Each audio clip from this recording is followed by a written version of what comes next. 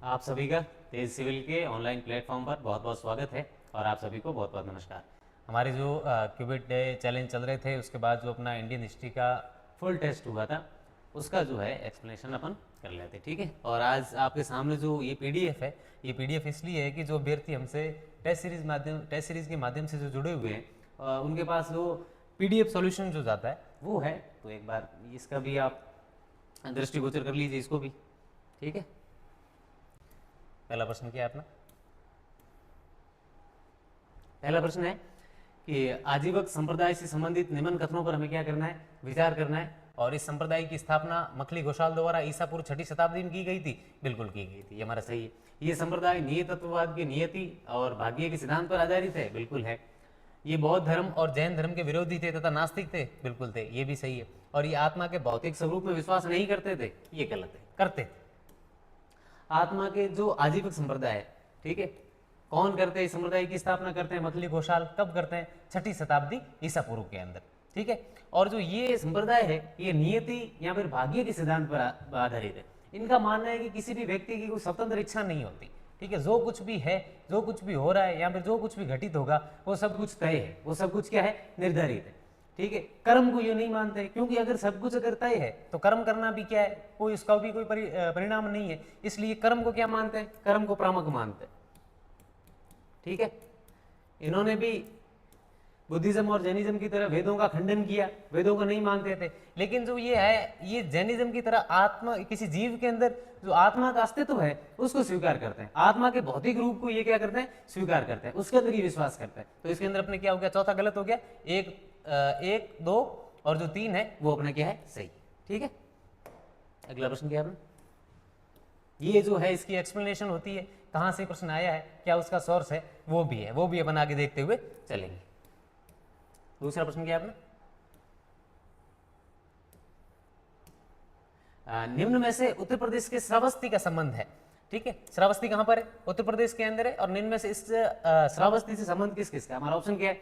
बौद्ध, शंकराचार्य, आजीवक या फिर जैन। वैसे श्रावस्ती का संबंध बौद्धिज्म से भी रहा है, भगवान बुद्ध से भी रहा हुआ है, महावीर स्वामी से रहा हुआ है, भगवान महावीर से भी रहा हुआ है। लेकिन जो ये मुख्य केंद्र के रूप में किसका था? सवाल हमारा ये। यहाँ पे भगवान बुद्ध ने भी उपदेश दिए, लेकिन मुख्य जो केंद्र था ये आजीवक का था, मखली घोषाल का था। उनका जो मुख्य केंद्र था वो अपना कौन सा था? श्रावस्ती। और कहां पर है? उत्तर प्रदेश के अंदर। तो श्रावस्ती का मुख्य संबंध किससे? अपने आजीवक संप्रदाय से, ठीक है। अगला प्रश्न क्या है? बनावली, मिथाथल और राखीगढ़ी कहां पर स्थित है? 3 जगहों के बारे में हमसे पूछा है। बनावली, मिथाथल और राखीगढ़ी कहां पर स्थित है? हमारा ऑप्शन है पंजाब, पाकिस्तान, लाहौर या फिर हरियाणा। हरियाणा के अंदर हमारी ये सब स्थित है। क्या है ये सब? ये हड़प्पा के स्थल है, जो हमारी हड़प्पा सभ्यता है उसके क्या है, स्थल है। हड़प्पा के आज तक जितनी भी साइट खोजी गई है, जितनों का उत्खनन किया गया है, जितनी भी प्राप्त हुई है, डिस्कवर हुई है, उसके तहत 917 साइट है। कितनी? 917 तो भारत के अंदर है, ठीक है। 481 है वो पाकिस्तान के अंदर है, ठीक है। और जो 2 है वो कहां पर है? अफगानिस्तान के अंदर। जो अपन पढ़ते हैं कि सौर्थ गुई और जो मुंडी गाक है वो अपने कहां पर है? अफगानिस्तान के अंदर। 917 भारत के अंदर है और 481 कहां पर है? पाकिस्तान के अंदर। हमसे पूछा है कि बनावली, मिथाथल और राखीगढ़ी सिंधु घाटी जो सभ्यता है, सिंधु सरस्वती सभ्यता, उसके हमारी ये क्या है, स्थल। और ये कहां पर स्थित है? हरियाणा के अंदर है, ठीक है। इसके बारे में और क्या क्या बात है कि विस्तार की दृष्टि से नवीनतम अनुमानित जानकारी के अनुसार सिंधु सरस्वती सभ्यता के अब तक खोजे गए स्थानों में से लगभग 917 भारत के अंदर है, 481 पाकिस्तान के अंदर है और 2 कहां पर है? अफगानिस्तान में। इसका विस्तार पूर्व से पश्चिम से पूर्व तक कितना है? 1600 किलोमीटर। कितना है? सिंधु घाटी सभ्यता का पश्चिम से पूर्व तक कितना है विस्तार? 1600 किलोमीटर है। और उत्तर से दक्षिण तक कितना है? 1400 किलोमीटर, ठीक है। और इसका विस्तार ये अफगानिस्तान की 2 जगह लिखी हुई है, सौर्थ गोई और मुंडी घाट। पाकिस्तान में बलूचिस्तान में अपने कौन कौन सी जगह है? सुतकांगी डोर है, सुतका के खो है और बालाकोट है। सिंध के अंदर अपना मोहन जोदड़ो है, चहुदड़ो है, कोट दीजी है, जुदीर जोधड़ा है। पंजाब के अंदर पाकिस्तान, जो पंजाब पाकिस्तान के अंदर है, वहां अपनी कौन कौन सी जगह है पाकिस्तान की? हड़प्पा, गंदेरीवाल, रहमान, सरायखोला या फिर जलीलपुर। और जो पंजाब अपने भारत के अंदर है उसके अंदर अपने है रोपड़ और संगोल। बाकी इत्यादि जो हरियाणा के अंदर है बनावली, मिथाथल, राखीगढ़ी, ये सब किसकी है? हड़प्पा सभ्यता के अपने स्थल है। और जो इसका सोर्स है अपने आरबीसी की जो एसएसटी की बुक है क्लास 9th की, उसके पेज नंबर 3 है जो कि अपने इसका सोर्स है, ठीक है। अगला प्रश्न क्या है? पुराविद वीएस सोनवाने को मध्य पाषाण युगीन उपकरण पर रेखांकन कहां से प्राप्त हुआ? किसको हुआ प्राप्त? पुराविद है एक वीएस सोनवाने को मध्य पाषाण युगीन का जो उपकरण है वो कहां से प्राप्त हुआ? हमारा ऑप्शन क्या है? चंद्रावती, राखीगढ़ी, कालीबंगा, यहाँ पर ए और बी दोनों। चंद्रावती कहां पर है? गुजरात के अंदर है, और वहां से वीएस सोनवाने को मध्य पाषाण युगीन के क्या है रेखांकन प्राप्त हुए। किस रंग के थे ये लाल और गेरू रंग के थे। किस जगह के थे? लाल और गेरू रंग के रेखांकन, ठीक है। और कहां से प्राप्त हुए? चंद्रावती, गुजरात से। किसको हुए? वीएस सोनवाने को। अगला प्रश्न क्या है अपना? हड़प्पा के किस स्थल से रथ की आकृति प्राप्त हुई? हड़प्पा का एक स्थल है, ठीक है, और उससे क्या प्राप्त हुई? हमें रथ की आकृति प्राप्त हुई। हमारा ऑप्शन क्या है? देमाबाद, धौलावीरा, सुरकोटड़ा, यहाँ पे लोथल। देमाबाद से हमें एक रथ की आकृति प्राप्त हुई। एक रथ है, रथ के ऊपर एक आदमी सवार है और उसकी मूर्ति बनी हुई है। किससे बनी हुई है? कांसे से बनी हुई है। किससे बनी हुई है? कांसे से बनी हुई है। और इसको और क्या कहते हैं? देमाबाद का आदमी भी कहते हैं। क्या कहते हैं? देमाबाद आदमी। हमसे प्रश्न ये भी पूछा जा सकता है कि सिंधु सरस्वती सभ्यता के किस स्थल से हमें देमाबाद आदमी की जो मूर्ति है वो प्राप्त हुई? तो किससे हुई है? देमाबाद से हुई। देमाबाद कहां पर है? देमाबाद महाराष्ट्र के अंदर है। कहां पर है देमाबाद? महाराष्ट्र के अंदर, ठीक है। हमारी जो हड़प्पा सभ्यता है, यहाँ पर सिंधु सरस्वती जो सभ्यता है उसका जो दक्षिणतम स्थल है, दक्षिण से सबसे ज्यादा दक्षिण के अंदर जो दक्षिणतम स्थल है वो अपना कौन सा है? देमाबाद है। सबसे दक्षिणतम स्थल कौन सा है? देमाबाद। देमाबाद कहां पर है? महाराष्ट्र के अंदर। गोदावरी नदी है, उसकी एक सहायक नदी है परवरा। गोदावरी की सहायक नदी कौन सी है? परवरा। उसके किनारे पर स्थित है कौन सी सभ्यता? हमारे देमाबाद, ठीक है। और इसकी खोज है 1958 में की गई थी, और भारतीय पुरातत्व सर्वेक्षण द्वारा इसका क्या किया गया था? उत्खनन किया गया था। और वहां से जब उत्खनन किया गया तो 5 चरणों का पता चला हमें, ठीक है। और जो प्रारंभिक चरण है वो 3री शताब्दी ईसा पूर्व का हमें प्राप्त हुआ है। देमाबाद से सबसे महत्वपूर्ण जो चीजें हमें वहां से मिली है वो एक बार देख लेते हैं, ठीक है। 2 टेराकोटा बटन के आकार की मुहरें मिली है, ठीक है। और हड़प्पा के प्रतीकों वाले 3 क्या मिले हैं? बर्तन मिले हैं। बैल द्वारा संचालित रथ पर सवार एक आदमी की कांस्य की मूर्ति मिली है जिसे देमाबाद आदमी के नाम से जाना जाता है। और मिट्टी ईंटों से ढकी कब्र जिसमें एक विस्तारित स्थिति में एक कंकाल रखा हुआ है, ठीक है। और जो देमाबाद है वो सबसे दक्षिण ज्ञात हड़प्पा स्थल है। अभी तक जितने भी स्थल प्राप्त हुए उसमें से सिंधु सरस्वती का जो दक्षिण के अंदर स्थल है वो अपना कौन सा है? देमाबाद है, ठीक है। बाकी अगर हम वैसे बात करें कि पश्चिम में कौन सा, पूर्व के अंदर, पश्चिम के अंदर पाकिस्तान के मकरान तट पर एक सुतकांगी डोर है, बलूचिस्तान के अंदर है। ये सिंधु सरस्वती सभ्यता का सबसे पश्चिमतम स्थल है। पूर्व के अंदर कौन सा है? अपना उत्तर प्रदेश के अंदर आलमगीरपुर है, वो अपना सबसे पूर्वी स्थल है। दक्षिण के अंदर अभी हमने बात की देमाबाद है, और उत्तर के अंदर जम्मू कश्मीर के अंदर अपने मांडा अखनूर, ये क्या है? सबसे अपने उत्तरतम स्थल, ठीक है। अगला प्रश्न क्या है? और जो इसका अपना सोर्स क्या है? RBSC history class 12th class की बुक है, एसएसटी वाली, और उसके पेज नंबर क्या है? 11। अगला प्रश्न क्या है अपना? प्राचीन काल में अधिकांश साहित्य संस्कृत में लिखा गया तथा लिपि का विकास ब्राह्मी लिपि के रूप में हुआ। हमें इस संबंध में उल्लेख हिस्ट्री ऑफ संस्कृत लिटरेचर नामक पुस्तक में मिलता है। इसके लेखक कौन से? हमें एक किताब पूछी हुई है हिस्ट्री ऑफ संस्कृत लिटरेचर, जिसके अंदर क्या लिखा हुआ है? संस्कृत साहित्य से संबंधित जितनी भी चीजें आज तक लिखी गई है, यहाँ पर संस्कृत साहित्य और जो उसकी ब्राह्मी लिपि थी उसके बारे में चीजें जो लिखी हुई है किस किताब से हमें प्राप्त होती है? हिस्ट्री ऑफ संस्कृत लिटरेचर से प्राप्त होती है। किसने इसको लिखा है हमें वो बताना। हमारा ऑप्शन है टेसियस, नेरियकास, हेरोडोटस या फिर मैकडोनाल्ड्स। मैकडोनाल्ड्स ने इसको लिखा है। किसने लिखा है? मैकडोनाल्ड्स से लिखा है। और इसके अंदर क्या किसका उल्लेख है? संस्कृत भाषा और संस्कृत साहित्य का इसके अंदर हमें क्या मिलता है? उल्लेख मिलता है, ठीक है। बाकी संस्कृत भाषा भारतीय संस्कृति का वैभव है, और इस जैसी परिपूर्ण भाषा संसार में नहीं है। संसार के प्राचीनतम वेद संस्कृत भाषा में लिखे गए हैं। संस्कृत व्याकरण आज भी उतनी ही वैज्ञानिक है। आज अधिसंख्यक भाषाओं का आधार संस्कृत व्याकरण ही है। प्राचीन काल में जितना साहित्य संस्कृत में लिखा गया उतना अन्य किसी भाषा में हमें नहीं मिलता। लिपि का विकास ब्राह्मी लिपि के रूप में हुआ है, और जिसकी प्रशंसा में मैकडोनाल्ड्स ने कौन सी पुस्तक लिखी है? किसने लिखी है? मैकडोनाल्ड ने लिखी है अपनी पुस्तक हिस्ट्री ऑफ संस्कृत लिटरेचर, ठीक है। और इसका जो अपना सोर्स है आरबीएससी हिस्ट्री की क्लास, एसएसटी की क्लास 12 की बुक है, जिसके पेज नंबर क्या है? 12। और ये अपने क्या है? इसका सोर्स है। अगला प्रश्न क्या है? इनमें से कौन बुद्ध की धात्री माँ थी?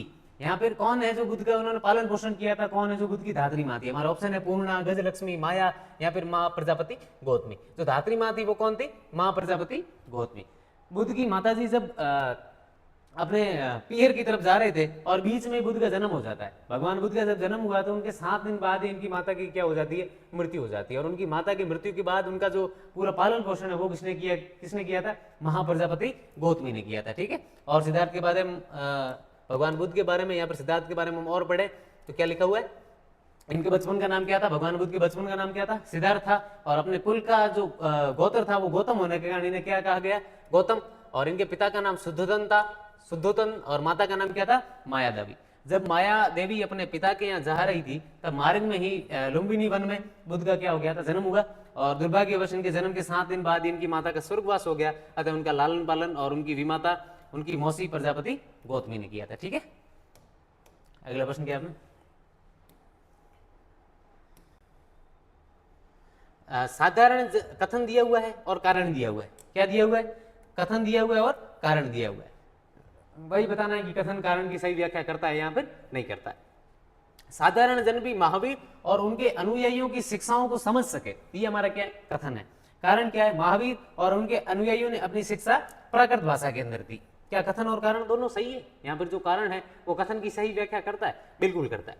साधारण जन भी महावीर और उनके जो अनुयायी थे, फॉलोवर थे, उनकी शिक्षाओं को समझ सके, इसलिए भगवान महावीर ने और उनके जितने अनुयायी हुए उन्होंने किस भाषा के अंदर उपदेश दिए थे, उन्होंने प्राकृत भाषा के अंदर दिए थे। किस भाषा के अंदर दिए थे, प्राकृत भाषा के अंदर। क्यों, क्योंकि जो प्राकृत भाषा है वो उस समय की आम समाज, जो लोग उस समय का लोग था, उस समय का जो समाज था वो कौन सी भाषा बोलती थी, प्राकृत भाषा बोलती थी। जो ज्यादा जनसंख्या थी वो किस भाषा को बोलती थी, किस भाषा का उच्चारण करती थी, प्राकृत भाषा करती थी। इसलिए भगवान महावीर और उनके अनुयायियों ने किस भाषा के अंदर उन्होंने उपदेश दिए थे, प्राकृत के अंदर दिए थे। क्यों, क्योंकि जो भी है सारे लोग वो उनके उपदेशों को समझ सके। ठीक है। इसलिए कथन और कारण दोनों सही है, उनकी क्या करता है, सही व्याख्या करता है। इसके अंदर अपने सही कौन सा हो गया, सही व्याख्या है, एक अपना सही है। और सामान्य बोलचाल की भाषा ही प्राकृत भाषा कहलाती थी। उस समय सामान्य बोलचाल की भाषा कौन सी थी, प्राकृतिक। जो बौद्ध साहित्य वो लिखा गया वो किस भाषा के अंदर लिखा गया, पाली के अंदर। बौद्ध साहित्य किस भाषा के अंदर लिखा गया, पाली के अंदर। और अपना जो जैन साहित्य है वो किस भाषा के अंदर लिखा गया, प्राकृत के अंदर। ठीक है। और उस समय की जो सामान्य बोलचाल की भाषा थी वो कौन सी थी, प्राकृत थी। प्रचलन क्षेत्र के आधार पर ही उनके अलग अलग नाम थे। जैसे मगध में बोले जाने वाली प्राकृत क्या कहलाती थी, मागधी कहलाती थी। तो भाषा प्राकृतिक, लेकिन अलग अलग जगहों के अंदर बोली जाती थी, इसलिए मगध के अंदर बोली जाने वाली भाषा को क्या कहते थे हम, मागधी। ठीक है। महावीर ने अपनी शिक्षाओं के लिए प्राकृत भाषा का चुनाव किया ताकि आम जन उन्हें समझ सके, क्योंकि आम जो लोग थे उस समय सब कौन सी भाषा बोलते थे, प्राकृत। अगला प्रश्न क्या है, बुद्ध और जैन के युग में ही कुछ अन्य विद्वान भी खोज कर रहे थे और उन्हीं प्रसिद्ध विद्वानों में से एक विद्वान पाणिनि ने एक महत्वपूर्ण रचना की। संस्कृत भाषा की ये रचना संबंधित है, किसके द्वारा लिखित बताई जा रही है, पाणिनि द्वारा लिखित बताई जा रही है। और किससे संबंधित थी हमें वो बतानी। हमारा ऑप्शन है भूगोल से, खगोल से, आयुर्वेद से, या फिर व्याकरण से। व्याकरण से संबंधित किताब थी। ठीक है। कौन सी किताब थी, अष्टाध्यायी। कौन सी थी, अष्टाध्यायी। 8 अध्याय थे इसके अंदर। व्याकरण से संबंधित किताब थी, संस्कृत व्याकरण से संबंधित किताब थी। ठीक है। और अष्टाध्यायी के ऊपर टीका लिखी गई है, वो किताब कौन सी थी, महाभाष्य। ठीक है। किसने लिखा था इसको, पतंजलि ने। बुद्ध और जैन के युग में पाणिनि ने स्वरों और व्यंजनों को विशाक्रम में रखकर सूत्र बनाए, जो कि बीज गणित के सूत्रों से मिलते जुलते हैं। और इन सूत्रों का प्रयोग कर उन्होंने संस्कृत भाषा के प्रयोगों के नियम लघु सूत्रों के रूप में लिखे तथा अष्टाध्यायी नामक पुस्तक की क्या की है, रचना की है। ठीक है। तो किताब किससे संबंधित थी, व्याकरण से संबंधित थी। अगला प्रश्न क्या हमारा, निम्न में से कौन बौद्ध धर्म का सिद्धांत नहीं। हमें नीचे सिद्धांत दे रखे, उनके उपदेश दे रखे, ज्ञान दे रखे, और जो कौन सा सिद्धांत है वो बौद्ध धर्म से संबंधित नहीं है। हमारा ऑप्शन क्या है, अष्टांगिक मार्ग, अनेकात्मवाद, 4 आर्य सत्य, या फिर पुनर्जन्मवाद। अनेकात्मवाद है वो बौद्ध धर्म का नहीं है, किसका है, जैन धर्म का। किसका है, जैन धर्म का। और कौन सा था, श्यादवाद। और कौन सा था, श्यादवाद। श्यादवाद और अनेकात्मवाद किसके थे, जैनिज्म के थे, जैन धर्म से संबंधित है। और अष्टांगिक मार्ग, 4 आर्य सत्य, पुनर्जन्मवाद, क्षणिकवाद, प्रतित्व समुतवाद, ये सब किससे, सर्वस्तिवाद, ये सब हमारे बौद्ध धर्म के सिद्धांत। ठीक है। और कौन कौन से बौद्ध धर्म के सिद्धांत, 4 आर्य सत्य, अष्टांगिक मार्ग, पुनर्जन्मवाद, प्रतित्व समुतवाद, अनिश्वरवाद, अनात्मवाद, कर्म विज्ञान, क्षणिकवाद। ठीक है।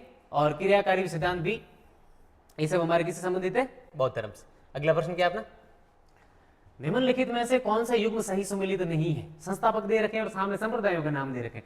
6ठी शताब्दी ईसा पूर्व की जो क्रांति थी वो धार्मिक और राजनीतिक दोनों रूपों से क्रांतिकारी मानी जाती। ठीक है, 6ठी शताब्दी ईसा पूर्व धार्मिक और राजनीतिक दोनों दृष्टि से क्रांतिकारी मानी जाती है। क्यों? क्योंकि उस समय जो धार्मिक क्रांति हुई थी, धार्मिक जब क्रांति हुई थी तो 64 धार्मिक आंदोलन हुए थे, मतलब 64 नए धर्मों की स्थापना हुई थी, जिसके अंदर बाद में जाके हम पढ़ते हैं कि बौद्धिज्म का प्रचार प्रचार हुआ, जैनिज्म का प्रचार प्रचार हुआ, बाकी जितने भी संप्रदाय थे या विचारधाराएं थी, दर्शन था, उनका जो प्रचार प्रचार इतना हुआ नहीं।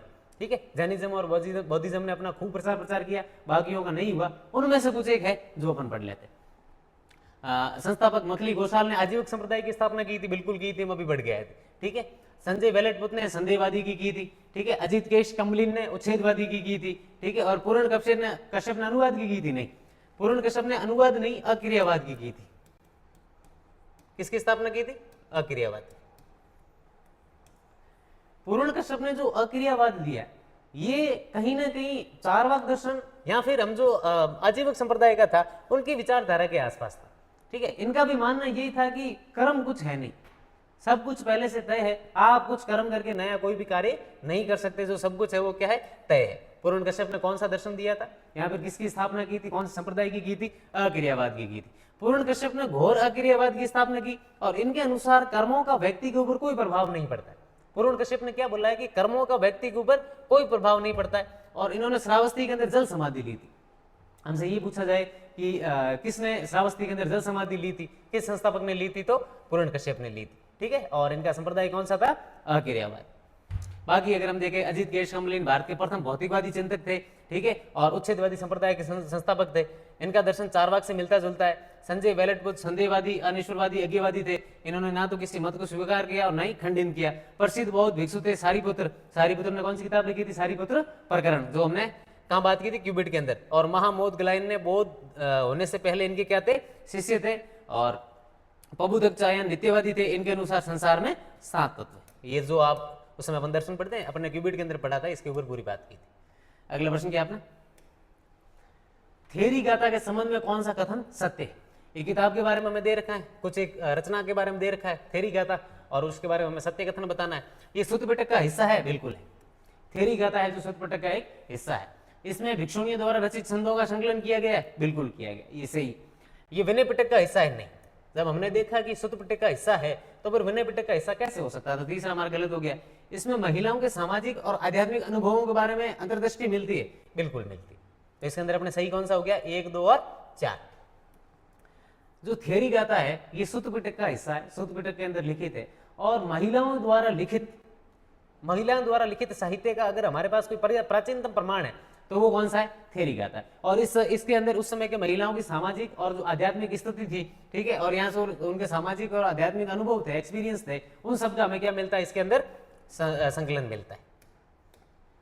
थेरी गाथा सूत्र पिटक के अंतिम 5वें निकाय का भाग है और थेरी गाथा सन्यासी स्त्रियों द्वारा संकलित प्राचीनतम रचना है। थेरी गाथा में बहुत भिक्षुणियों के क्या है? गीत है। ठीक है, 2 स्त्रियों का हमें इसके अंदर उल्लेख मिलता है। किसका मिलता है वो देखते हैं। थेरी गाथा का महत्व इसलिए है कि स्त्रियों की अनुभूति के रूप में ये भारतीय इतिहास में उपलब्ध प्राचीनतम रचना है, जिसके संकलन का श्रेय नारियों को दिया जाता है। किसको दिया जाता है? नारियों को दिया जाता है। कौन सी किताब है हमारी? थेरी गाथा। किसका भाग है? सूत्र पिटक का है, 5वें निकाय का है। जैसे इसमें श्रावस्ती की एक उपासिका अबिरी का उल्लेख है और एक कपिल वस्तु की एक महिला है मिता, उसका क्या है? युद्ध के गीत हमें इसके अंदर मिलते हैं। वैसे टोटल 73 गीतों का संग्रह है इसके अंदर, लेकिन 522 क्या है इसके अंदर? कवि थे। और थेरी गाथा में महिलाओं के सामाजिक और आध्यात्मिक अनुभवों के बारे में हमें क्या प्राप्त होती है? अंतर्दृष्टि प्राप्त होती है। अगला प्रश्न क्या है? जैन धर्म में पूर्ण ज्ञान के लिए क्या शब्द है? जैनिज्म के अंदर पूर्ण ज्ञान प्राप्त हो जाना, ठीक है, मोक्ष की प्राप्ति तो नहीं कह सकते, पूर्ण ज्ञान प्राप्त हो जाना, उसके लिए एक शब्द है, और वो शब्द क्या है हमें वो बताना। हमारा ऑप्शन क्या है? जीन, रत्न, केवल्य या फिर निर्वाण। उस पूर्ण ज्ञान प्राप्त होना उसके लिए एक शब्द है, वो कौन सा है? केवल्य। भगवान महावीर ने 13 साल की जब कठोर तपस्या की, उसके बाद उनको केवल्य की प्राप्ति हुई। केवल्य की मतलब ज्ञान की प्राप्ति हुई। ज्ञान को क्या कहा गया है? केवल्य कहा गया है। किसके अंदर? जैनिज्म के अंदर। तो पूर्ण ज्ञान के लिए किस शब्द का प्रयोग किया गया?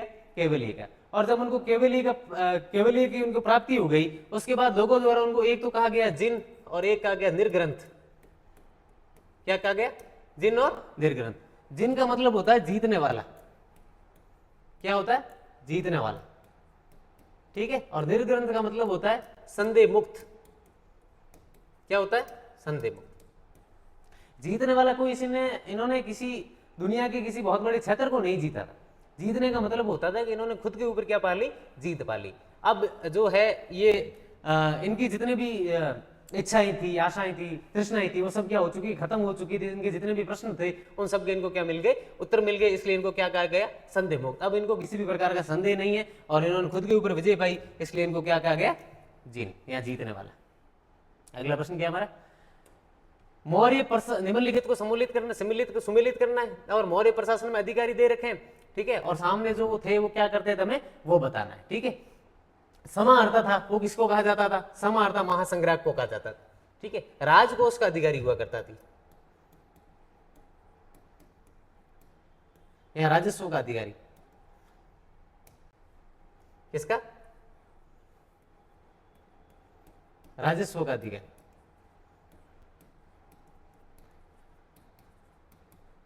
जितना भी रेवेन्यू था, जितना भी राजस्व था, उन सबका क्या करते थे? संग्रहण करते थे, कलेक्ट करते थे। तो इनको समाहर्ता का मतलब क्या होता था? महासंग्रह। और जो सन्निदाता था, सन्निदाता का मतलब होता था कोष का अधिकारी। तो राजकोष हुआ करता था, उसका हेड हुआ करता थी। क्या हुआ करता था उनका? राजकोष का हेड।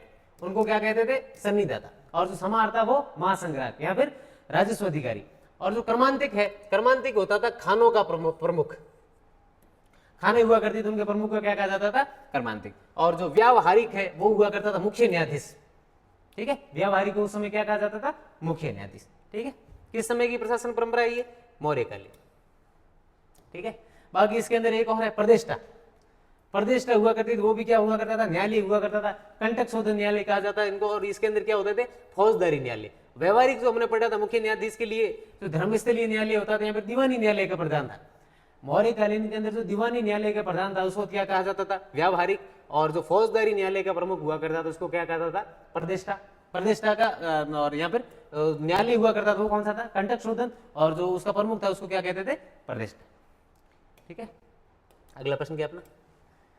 किस ग्रंथ में चंद्रगुप्त मौर्य के लिए वर्सल शब्द का प्रयोग किया गया है? वर्सल का मतलब क्या होता है? निम्न कुल का, ठीक है। और किस ग्रंथ के अंदर इसका प्रयोग किया गया हमें वो बताना। हमारा ऑप्शन क्या है? ब्राह्मण साहित्य, जैन साहित्य, मुद्रा राक्षस या फिर बौद्ध ग्रंथ। मुद्रा राक्षस के अंदर इनको क्या कहा गया? वर्सल कहा गया या फिर निम्न कुल का कहा गया, ठीक है। किसके द्वारा लिखित है मुद्रा राक्षस? विशाख दत्त के द्वारा लिखित है।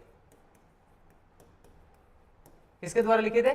विशाख दत्त के द्वारा। और विशाख दत्त पुस्तक के अंदर चंद्रगुप्त मौर्य के लिए किस शब्द का प्रयोग हुआ है? वर्सल का प्रयोग हुआ है। और निम्न कुल, वर्सल का मतलब क्या होता है? निम्न कुल। यहां हमसे ये पूछा जाए कि चंद्रगुप्त के लिए निम्न कुल शब्द का प्रयोग किस ग्रंथ के अंदर हुआ है? मुद्रा राक्षस के अंदर। और किसके द्वारा लिखित है? विशाख दत्त के द्वारा लिखित। हमसे अगर ये पूछा जाए यही कि वर्सल का उल्लेख किसके अंदर है? मुद्रा राक्षस के अंदर। और इसके ऊपर एक टीका लिखी गई है मुद्रा राक्षस के ऊपर, और उस टीका को किसने लिखा है? ढूंढीराज ने। किसने लिखा है? ढूंढीराज, ठीक है। अगला प्रश्न क्या है? किस गुप्त शासक के सिक्कों पर अश्वमेध पराक्रम अंकित प्राप्त होता है? क्या प्राप्त होता है हमें? अश्वमेध पराक्रम अंकित होता है। कौन से गुप्त शासक थे जिन्होंने सिक्के चलाए थे? राजा महाराजा जो हुआ करते थे सिक्के चलाया करते थे, और उनके सिक्कों के ऊपर हमें क्या मिलता है? अश्वमेध पराक्रम। तो किस गुप्त शासक के सिक्कों पर हमें अश्वमेध पराक्रम प्राप्त होता है? हमारा ऑप्शन क्या है? चंद्रगुप्त प्रथम, चंद्रगुप्त द्वितीय, समुद्रगुप्त या फिर कुमारगुप्त। समुद्रगुप्त जो थे उनके सिक्कों पर हमें क्या प्राप्त होता है? अश्वमेध पराक्रम होता है। बाकी हम इनके बारे में जानते हैं 335 में और 380 तक इन्होंने क्या किया था? शासन किया था। इनके दरबारी थे हरिशैन, ठीक है। और उन्होंने एक प्रशस्ति लिखी थी जिसको प्रयाग प्रशस्ति या फिर इलाहाबाद प्रशस्ति कहा जाता है। कौन सी भाषा के अंदर लिखी हुई है? संस्कृत भाषा के अंदर लिखी गई है। और इसके अंदर क्या है? समुद्रगुप्त के जितने भी विजय अभियान है, चंद्रगुप्त ने जितने भी युद्ध किए थे, उनकी जितनी भी सांस्कृतिक उपलब्धियां हैं, जो उपाधियां हैं, उन सब का संकलन है। उन सब का हमें जो उल्लेख है किसके अंदर मिलता है? इलाहाबाद प्रशस्ति या फिर प्रयाग प्रशस्ति के अंदर मिलता है। किसके द्वारा लिखित है? समुद्रगुप्त के दरबारी थे हरिशैन, उनके द्वारा लिखित, ठीक है। और उन्होंने उत्तर के 9 राजाओं को हराया था, दक्षिण के 12 राजाओं को हराया था। उत्तर के अंदर उन्होंने कौन सी नीति का अनुसरण किया था? प्रस्थभोधरण नीति का अनुसरण किया था। दक्षिण के अंदर कौन सी नीति का इन्होंने अनुसरण किया था? वो उन्होंने किया था मोक्षानुग्रहण, ठीक है। मोक्ष देना, ग्रहण करना और अनुग्रह करना उनके ऊपर। पहले तो राज्य को जो राज्य है उसके ऊपर अटैक करना, ठीक है। और उसके बाद उस राज्य को ग्रहण करना, और उसके बाद उस राज्य को वापस सौंप देना, और जो कर है उस राज्य को टैक्स पेयर बना देना या फिर करदाता बना देना, ठीक है। और चंद्रगुप्त प्रथम के ने समुद्रगुप्त को अपना उत्तराधिकारी नियुक्त किया और उसका आदेश था दिग्विजय और एकीकरण। दो उनकी युद्ध की नीतियां थी, दिग्विजय और एकीकरण की नीति। उसके दरबारी कवि हरिश्चंद्र ने उनकी सैनिक सफलताओं का विवरण किसके अंदर किया है? इलाहाबाद प्रशस्ति अभिलेख में किया है। और ये अभिलेख जो उसी स्तंभ पर उत्कीर्णित है जहां पर बाद में अशोक ने उत्कीर्ण करवाया था। इसके द्वारा जीते क्षेत्रों को 5 समूह में बांटा जाता है। हमसे अगर ये पूछा जाए कि किस गुप्त शासक के द्वारा विजित क्षेत्रों को 5 भागों में बांटा जाता था, तो समुद्रगुप्त के द्वारा विजित जितने भी क्षेत्र है उनको कितने भागों के अंदर बांटा जाता था? 5 भागों और 5 समूहों के अंदर बांटा जाता था। ठीक है।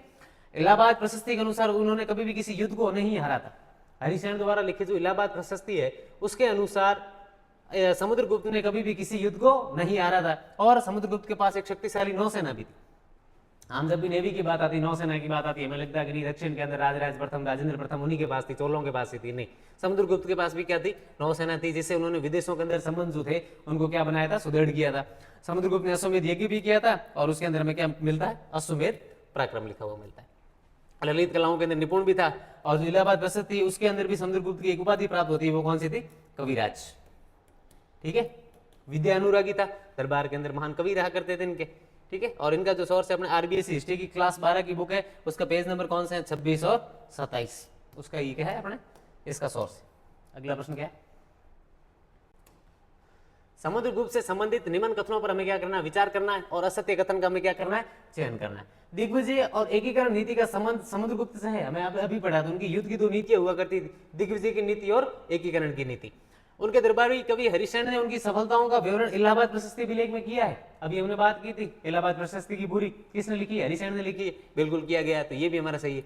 समुद्रगुप्त के पास एक शक्तिशाली नौसेना भी थी, बिल्कुल थी, इसकी भी बात हमने अभी की है। जूनागढ़ अभिलेख के अनुसार वो कभी भी युद्ध नहीं हारा था, बताओ ये गलत है। कौन से अभिलेख के अनुसार उन्होंने कभी किसी भी युद्ध को है नहीं हारा था? इलाहाबाद, जो इलाहाबाद प्रशस्ति है हरिश्चंद्र द्वारा लिखित, या फिर प्रयाग प्रशस्ति, उसके अनुसार समुद्रगुप्त ने किसी भी युद्ध को हारा नहीं। उन्होंने कभी किसी भी युद्ध को नहीं हारा। किसके अंदर मिलता है हमें? इलाहाबाद प्रशस्ति के अंदर, ना कि जूनागढ़ अभिलेख के अनुसार। ठीक है। अगला प्रश्न क्या आपने? इन्होंने उज्जैन को अपनी दूसरी राजधानी बनाया तथा शक विजय के पश्चात उन्होंने कौन सी उपाधि धारण की है? विक्रमादित्य उपाधि धारण की है। और हमें क्या करना है? राजा की पहचान करनी है। हमारा ऑप्शन है चंद्रगुप्त द्वितीय, स्कंदगुप्त, समुद्रगुप्त या फिर श्रीगुप्त। चंद्रगुप्त द्वितीय ने शकों को पराजित किया था और शकों को पराजित करने के बाद कौन सी उपाधि ग्रहण की थी? इन्होंने विक्रमादित्य की उपाधि धारण की थी। और इन्होंने उज्जैन को जो है अपनी कौन सी राजधानी बनाया था? उज्जैन को इन्होंने अपनी दूसरी राजधानी बनाया था। इनके 2 और अलग नाम मिलते हैं हमें, देवराज और देवगुप्त। हमसे ये पूछा जाए कि किस राजा के नाम हमें देवराज या देवगुप्त प्राप्त होते हैं, तो वो किसके थे? चंद्रगुप्त द्वितीय के थे। ठीक है। और चंद्रगुप्त द्वितीय समुद्रगुप्त का पुत्र था, उनका नाम देवराज या देवगुप्त भी हमें मिलता है। उसने अपने साम्राज्य को विवाह संबंधों द्वारा क्या किया था? सुदृढ़ किया था। और इन्होंने उसने अपनी पुत्री प्रभावती का विवाह वाकाटक के राजा रुद्रसेन के साथ किया था। ऐसे प्रश्न आरबीसी ने कई बार पूछा, पिछली प्री के अंदर ही पूछ लिया था वैसा ही। ठीक है। लक्ष्मी की जो राजकुमारी के बारे में पूछा था, तो वही ऐसे प्रश्न पूछे जा सकते, क्योंकि ये सीधा अपनी जो आरबीएससी की बुक है उनके अंदर लिखा हुआ। आरबीएससी की एसएसटी क्लास 10 की जो बुक है उसके पेज नंबर 9 है, उसके अंदर ये सारी चीजें लिखी हुई। ये प्रश्न है वहीं से उठाया गया, सीधा उसके अंदर से उठाकर आपको सीधा दे दिया। वैसा के वैसा ये सेम चीजें पूछी जा सकती है। तो चंद्रगुप्त द्वितीय ने अपनी पुत्री प्रभावती का विवाह वाकाटक के राजा से किया था। हमें ये पता होना चाहिए कि वाकाटक के राजा से किया था। रुद्रसेन उनका नाम पता हो कि नहीं हो चलेगा, लेकिन वाकाटक के राजा रुद्रसेन के साथ उन्होंने किया था। और जिसकी मृत्यु के बाद प्रभावती ने खुद ने उसके ऊपर क्या कर लिया था? अधिपति जमा कर लिया था। और चंद्रगुप्त द्वितीय ने पश्चिम मालवा और गुजरात को भी जीता था, उनको अपने राज्य के अंदर मिला दिया था और उज्जैन को अपनी दूसरी राजधानी बनाया था। और शक विजय के पश्चात इन्होंने कौन सी उपाधि धारण की थी? विक्रमादित्य की। अगला प्रश्न क्या अपना?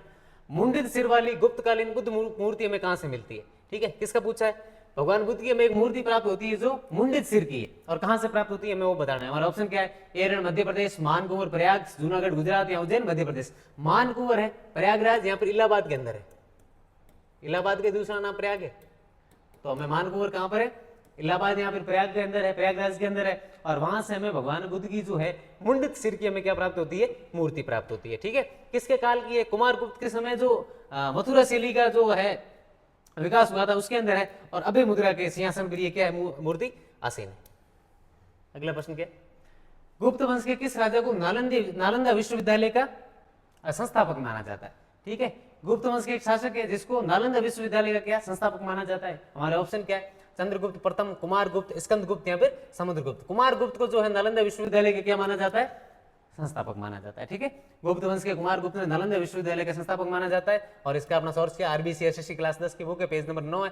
12वीं की क्लास के 12वीं बुक की जो है 12th की आरबीसी की बुक है एसएसटी, उसके अंदर भी इसका हमें क्या है वर्णन मिलता है। अगला प्रश्न क्या है, मालवार्जुन आयन योद्धई माद्रक वीर पंक्ति का उल्लेख किसके अंदर है? ठीक है, हमारा ऑप्शन क्या, इलाहाबाद प्रशस्ति, मंदसौर प्रशस्ति, राज प्रशस्ति, हाथी गुम्फा अभिलेख। इसका जो उल्लेख है इलाहाबाद प्रशस्ति के अंदर। आप सोचेंगे कि क्या है, इस नाम का मतलब क्या है? इस नाम का मतलब है कि मालवार्जुन आयन योद्धई माद्रक वीर, जो ये प्रश्न है ना तो अभी आरबीसी किसी बुक के अंदर है नहीं। ठीक है, और अगर अभी किसी रेफरेंस बुक की बात करें तो उसके अंदर भी इसका हमें कहीं भी उल्लेख नहीं मिलता, लेकिन आरबीसी द्वारा पूछा गया गत वर्ष का प्रश्न है, पीवाईक्यू है। आरबीसी ने पिछले सालों के अंदर ये प्रश्न पूछा है। क्या ये हमें एक प्रशस्ति मिलती है इलाहाबाद प्रशस्ति या फिर प्रयाग प्रशस्ति, किसके द्वारा लिखी हुई है? हरिशैन के द्वारा लिखी हुई है। और जो हरिशैन है वो कौन थे? समुद्रगुप्त के क्या थे? दरबारी थे। उन्होंने संस्कृत के अंदर इलाहाबाद प्रशस्ति लिखी, उसके अंदर समुद्रगुप्त से संबंधित जितने भी विजय अभियान है, युद्ध अभियान है, उनकी जो सांस्कृतिक उपलब्धियां हैं, राजनीतिक उपलब्धियां हैं, उन सब का हमें क्या मिलता है? उल्लेख मिलता है। उसके अंदर ही हमें मालवार्जुन आयन योद्धई माद्रक वीर पंक्ति का क्या मिलता है? उल्लेख मिलता है। ठीक है, क्या था ये? हम पढ़ते हैं कि समुद्रगुप्त ने उत्तर भारत के 9 राजाओं को परास्त किया था, मतलब 9 राज्यों को क्या किया था? उन्होंने पराजित किया था, हराया था उनको। ये पूरा जो नाम है ये उत्तर भारत के 9 राज्य, उत्तर और पश्चिम भारत के जो 9 राज्य है वो इस एक शब्द के अंदर है। जैसे कि समुद्रगुप्त ने हमारे राजस्थान के भी कई राजाओं को पराजित किया। हमने जब बात की थी, हम जिस टाइम हमारे राजस्थान हिस्ट्री की फर्स्ट क्लास हुई थी उसके अंदर हमने पढ़ा था कि इलाहाबाद प्रशस्ति के अनुसार हमें ये पता चलता है कि जब समुद्रगुप्त ने राजस्थान के ऊपर अटैक किया तब राजस्थान के दक्षिण के अंदर सख्त शासक रुद्रदामन द्वितीय जो शासन कर रहे थे, और रुद्रदामन द्वितीय को पराजित करके समुद्रगुप्त ने क्या किया था? दक्षिण राजस्थान से कर लिया था। उसके बाद हम पढ़ते हैं कि उन्होंने मालवों को पराजित किया था, योद्धों को पराजित किया था, अर्जुनायन को पराजित किया था। अगर आप इस शब्द के अंदर शुरुआत में देखेंगे तो आपको क्या मिलेगा? ये जो मालव है ये अपने राजस्थान के है, मालवार्जुनायन, संधि विच्छेद हो गई, संधि हो गई इसके अंदर, अर्जुनायन है और कौन है? योद्धे। बाकी जो भी है वो भी अदर वंश है। कौन कौन से? मालव, अर्जुनायन, योद्धे, ये तो हमारे राजस्थान के थे। कहां के थे ये? हमारे राजस्थान के। ठीक है, बाकी मद्रक, आमिर, प्राजून, सनगानी, खाक, खरपरीक, ये जो पंक्ति है इनके विजयों का क्या करती है? उल्लेख करती है। इन्होंने उत्तर के जो 9 राजाओं को पराजित किया था, उत्तर के 9 राजाओं को पराजित किया था, उसके बाबत ही उसी यही पंक्ति है जिसके अंदर 9 राज्यों का क्या मिलता है? हमें उल्लेख मिलता है। ठीक है, किसके अंदर मिलता है? इलाहाबाद प्रशस्ति के अंदर। किसके द्वारा लिखी हुई है? हरिशैन के द्वारा। अगला प्रश्न क्या अपना? मिताक्षरा, जिसको हिंदू कानून का एक अधिकारी ग्रंथ माना जाता है, इसके लेखक कौन है? ठीक है, ये याज्ञवल्क्य की स्मृति से संबंधित है। ठीक है, और इसको किसने लिखा हमें वो बताना है। मिताक्षरा है जिसको माना क्या जाता है, पहले आपको ये याद रखना है, हिंदू कानून का अधिकारी ग्रंथ। प्रश्न ये सीधा हमसे ये भी पूछा जा सकता है कि हिंदू कानून का अधिकारी ग्रंथ किसको माना जाता है? मिताक्षर को माना जाता है। लेखक कौन है इसके हमें वो बताना है। विल्हण, विज्ञानेश्वर, भारवी या इनमें से कोई नहीं। विज्ञानेश्वर द्वारा लिखित। किसने लिखा? मिताक्षरा को विज्ञानेश्वर ने लिखा है। याज्ञवल्क्य की स्मृति की मिताक्षरा व्याख्या के जो लेखक है वो प्रसिद्ध विधिवेत्ता विज्ञानेश्वर जो कल्याणी के चालुक्य थे उनके दरबार के अंदर। किसके दरबार के अंदर थे? कल्याणी के चालुक्यों के दरबार के।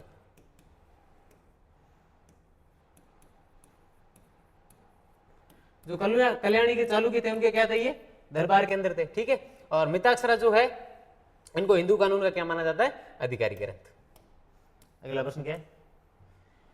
विक्रमांक देव चरित नामक ग्रंथ लिखने वाले प्रसिद्ध विद्वान विल्हण का संबंध किस शासक से? ठीक है, पहले तो हमें याद रखना है कि एक विद्वान का नाम मिला है हमें विल्हण, और उसके द्वारा किताब कौन सी लिखी हुई है? विक्रमांक देव चरित। ठीक है, विक्रमांक देव चरित किसकी लिखी हुई है?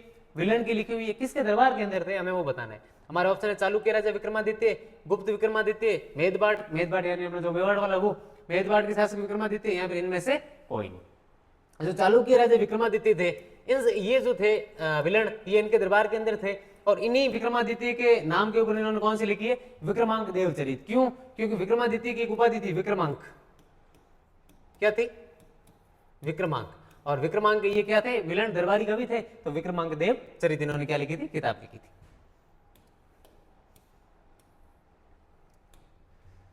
नासिक लेख में उल्लेखित शकों को नष्ट करने के कारण किस राजा को शहरात वंश उन्मूलक कहा गया? कौन से लेख में मिलता है? नासिक के अंदर। नासिक कहां पर है? महाराष्ट्र के अंदर है। और शकों को नष्ट करने के कारण किस राजा को शहरात वंश उन्मूलक माना गया? हमने क्यूबिट के अंदर पढ़ा था, नासिक के एक राजा को गौतमी पुत्र शातकर्णी ने पराजित किया था। उस राजा का नाम क्या था? नहपान। क्या था? नहपान। ठीक है, किस अभिलेख में पता चलता है? नासिक के। नासिक का जो लेख है तो उसके अंदर हमें पता चलता है कि गौतमी सातवाहन वंश के शासक थे गौतमी पुत्र सातकर्णी।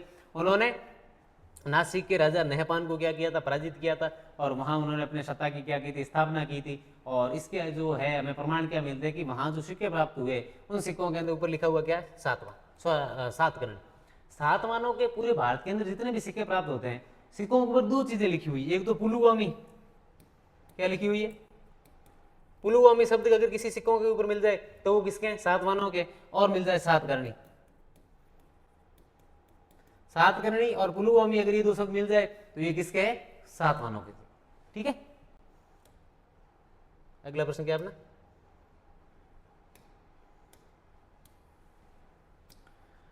कुषाण राजा कनिष्क ने सर्वप्रथम किसको अपनी राजधानी बनाया था। जब कुषाण सर्वप्रथम भारत के अंदर आए थे तो उन्होंने किसको अपनी सबसे पहले राजधानी बनाया था। हमारा ऑप्शन क्या है, पेशावर, यहाँ पर गुरुसपुर, मथुरा, पाटलिपुत्र, यहाँ पर अयोध्या। पेशावर को इन्होंने क्या बताया था, अपनी प्रथम राजधानी बनाया था, और जो मथुरा को इन्होंने क्या बनाई थी, अपनी दूसरी राजधानी बनाई थी। क्या बनाई थी, दूसरी राजधानी। किसने, कुषाण शासक कनिष्क ने। बाकी कनिष्क के बारे में हम जानते हैं कि ये कुषाणों के अंदर सबसे शक्तिशाली राजा हुए थे। ठीक है, और इन्होंने पूरे उत्तर भारत के अंदर क्या की थी, अपने शासन की स्थापना की थी। ठीक है, और उन्होंने कश्मीर को जीतकर वहां पर कनिष्कपुर नाम का क्या बताया था, शहर बसाया था।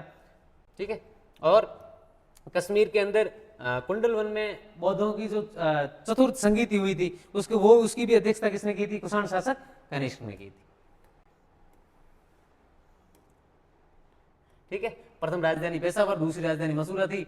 नया संबंध इन्होंने शुरू किया था, कश्मीर को जीतकर वहां कनिष्कपुर नामक नगर बसाया। ठीक है, और तो इसके अंदर बोगरा में पाई जाने वाली जो सोने की मुद्रा हुआ करती थी वो कनिष्क की एक खड़ी मूर्ति अंकित है। मथुरा जिले में कनिष्क की हमें क्या मिली है, एक प्रतिमा प्राप्त हुई है। कनिष्क के दरबार में पार्श्व, वसुमित्र, अश्वघोष जैसे बहुत विचारक हुआ करते थे। अश्वघोष के बारे में हमने पढ़ा था, क्यूबिट के अंदर इनकी किताब थी, वो कौन सी थी, बुद्ध चरित्र।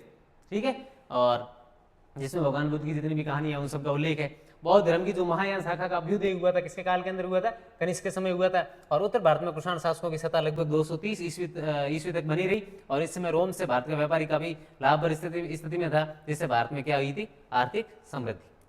ठीक है, अगला प्रश्न क्या अपना, उस पल्लव शासक को चुनिए जो महान वास्तु निर्माता था तथा उन्होंने मत विलास प्रहसन नामक हास्य नाटक लिखा था। पहले ये आपको ध्यान रखना है कि जो मत विलास प्रहसन नाटक है वो कैसा है, हास्य नाटक है। कैसा है, हास्य नाटक है, जो है कॉमेडी के ऊपर लिखा हुआ नाटक है। और उन्होंने महेंद्र तालाब भी खुदवाया था। हमारा ऑप्शन क्या है, महेंद्र वर्मा द्वितीय, नंदी वर्मा एक या दो, दोनों। महेंद्र वर्मा प्रथम, इन्होंने मत विलास प्रहसन नामक हास्य नाटक लिखा था, और महेंद्र तालाब की क्या करवाई थी, स्थापना। मत विलास प्रहसन एक प्राचीन संस्कृत एकांकी नाटक है, और ये 7वीं शताब्दी की शुरुआत में विद्वान राजा महेंद्रवन प्रथम द्वारा लिखा हुआ है। ठीक है, मत विलास प्रहसन किसने लिखा है, महेंद्र वर्मा प्रथम ने। अगला प्रश्न क्या अपना, प्राचीन भारत में प्रसिद्ध सोने का सिक्का कासू का संबंध निम्न में किस साम्राज्य से। हमारा ऑप्शन क्या है, चोल साम्राज्य, सातवाहन साम्राज्य, या फिर मौर्य साम्राज्य, या फिर पल्लव साम्राज्य। तो प्राचीन भारत के अंदर जो सिक्का है कासू का जो संबंध है वो हमारे किससे है, चोल साम्राज्य से। ठीक है, पहले ऑप्शन के अंदर ही रह गया, किससे, हमारे चोल साम्राज्य से। और चोलों का जो भारत के अंदर अगर सबसे अच्छी किसी की प्रशासनिक प्रणाली हमें प्राप्त होती है तो दक्षिण के अंदर चोलों की प्राप्त होती है। ठीक है, जो उनका ग्राम पंचायत हुआ करती थी, ठीक है, जो गांव हुआ करते थे, उनकी जो स्थिति थी वो किसी विभाजनों के अंदर बांटी हुई थी। ठीक है, सबसे ऊपर उनको मंडल कहा गया था। ठीक है, मंडलम कहा जाता था। मंडलम के नीचे कोटम हुआ करते थे, कोटम के नीचे नाडू हुआ करते थे, जो उनके उप विभाग हुआ करते थे, कुर्रम हुआ करते थे, और सबसे नीचे क्या हुआ करते थे, गांव। ये एक हायरार्की थी। ठीक है, किसके अंदर, चोल साम्राज्य के अंदर। और अभिलेखों में नाडू की सभा को नाटर या फिर नगर तार कहा गया।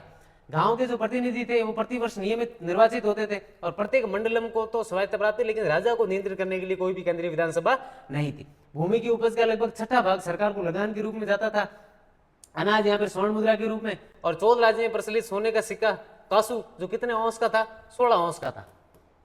कितना औंस का था, 16 औंस का था। औंस एक रोमन पद्धति है, और इसके अंदर अगर भारत की बात करें तो एक औंस के अंदर 2.5 तोला होता है। एक औंस के अंदर कितना होता है, 2.5 तोला। तो और कितने औंस का हुआ करता था कासू, 16 औंस का हुआ करता था। और चोल राजाओं के पास विशाल स्थल सेना के साथ साथ मजबूत जहाजी बेड़ा भी था। चोल राजाओं ने सिंचाई की बड़ी बड़ी योजनाएं पूरी की थी। दक्षिण भारत के अंदर नहरों के लिए किसी का योगदान दिए माना जाता है तो किसका है, चोल राजाओं का माना जाता है। अगला प्रश्न क्या अपना, चोलों से संबंधित निम्न कथनों पर विचार करना है। चोल राजा राजराज प्रथम का तंजौर का शिव मंदिर, जिसका दूसरा नाम क्या है, राज राजेश्वर मंदिर, द्रविड़ शैली का एक शानदार नमूना है। बिल्कुल है, सही। दक्षिण भारत में नहरों की प्रणाली चोलों की देन है। अभी हमने बात की थी दक्षिण के अंदर जो नहरों की प्रणाली वो देन किसकी है, चोल राजाओं की है। चोल राजा वैष्णव धर्मानुयायी हुआ करते थे? नहीं, वैष्णव नहीं हुआ करते थे, शैव हुआ करते थे। कैसे थे? शैव अनुयायी थे, शैव अनुयायी थे, वैष्णव नहीं थे। बाकी चोल राजा राजराज प्रथम ने तंजौर का मंदिर बनाया, जिसका नाम क्या है, राज राजेश्वर मंदिर। वो है जो अपने द्रविड़ शैली का क्या है, एक उत्कृष्ट जो है उदाहरण है। और दक्षिण भारत के अंदर जो है नहरों की योगदान है, फिर नहरों की जो प्रणाली है वो किसकी देन है, चोल राजाओं की है। और जो मंदिरों की गोपुरम शैली का विकास भी किसके युग के अंदर हुआ है, चोल युग के अंदर हुआ है। ठीक है, अगला प्रश्न इसकी एक बार अपन देख लेते हैं व्याख्या।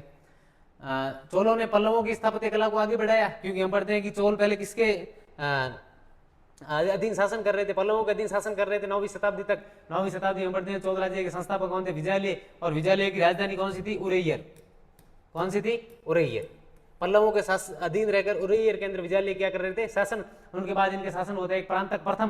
प्रांतक प्रथम को चोलों का वास्तविक संस्थापक माना जाता है। उन्होंने उसके बाद है जो उसकी सीमा, चोल राज्य की जो सीमा थी उनको बहुत आगे बढ़ाया था। ठीक है, और चोलों के मंदिर द्रविड़ शैली कुछ विशेषता हुआ करती थी। विमान वर्गाकार हुआ करते थे, मंडप हुआ करते थे, गोपुरम और कलापूर्ण स्तंभों से युक्त वृहद सदन सजावट के लिए पारंपरिक चिन्ह हुआ करते थे। ठीक है, और राजराज प्रथम का जो तंजौर का मंदिर है राज राजेश्वर, द्रविड़ शैली का क्या है, उत्कृष्ट उदाहरण है। और जो दक्षिण के अंदर नहरों की प्रणाली है चोलों की देन है। और चोल मंदिर में चिदम्बरम वाला मंदिर और तंजौर के अंदर जो राज राजेश्वर मंदिर है जिसका निर्माण राजराज प्रथम ने करवाया था वो क्या है, प्रसिद्ध। ठीक है, अगला प्रश्न क्या है अपना, अष्टछाप की स्थापना किसने की थी? हमारा ऑप्शन क्या है, विठलनाथ, सूरदास, कबीर या फिर रामानंद। विठलदास ने अष्टछाप की स्थापना की थी। अष्टछाप क्या थी, किताब थी, 8 कवियों द्वारा लिखी थी। किसके द्वारा, 8 कवियों द्वारा। 4 शिष्य थे वो विठलनाथ के थे। ठीक है, और जो 4 शिष्य थे वो वल्लभाचार्य के थे। किसके थे, वल्लभाचार्य। ठीक है, वल्लभाचार्य को जब हम आगे जाएंगे इसी पेपर के अंदर पढ़ेंगे वल्लभाचार्य को। ठीक है, तो अष्टछाप की स्थापना विठलनाथ ने की थी और इसमें कितने कवि थे, 8 कवि थे। अगला प्रश्न क्या है अपना, विजयनगर साम्राज्य के शासक कृष्णदेव राय ने किसको संरक्षण दिया था, यही बात करेंगे। विजयनगर साम्राज्य के शासक थे कृष्णदेव राय। कौन थे, कृष्णदेव राय, जिसके बारे में हमने पढ़ा था कि बाबरनामा में, अपनी किताब बाबरनामा के अंदर लिखा है कि भारत का सबसे शक्तिशाली राजा किसको बताया बाबर ने, कृष्णदेव राय को। कहां पर शासन कर रहे थे, विजयनगर के अंदर, दक्षिण के अंदर जो वर्तमान हम्पी है वहां पर शासन कर रहे थे। और उन्होंने किसी को संरक्षण दिया था, किसको दिया था, रामानुजाचार्य, माधवाचार्य, वल्लभाचार्य या फिर निम्बार्काचार्य। वल्लभाचार्य को इन्होंने क्या दिया था, संरक्षण दिया था। ठीक है, और इनकी जो विचारधारा थी वो कौन सी थी, शुद्धाद्वैतवाद। कौन सी थी, शुद्धाद्वैतवाद। और इन्होंने अपने दर्शन का नाम क्या रखा था, पुष्टि मार्ग। क्या नाम रखा था, पुष्टि मार्ग। वल्लभाचार्य की उपाधि थी, कौन सी थी, जगत गुरु।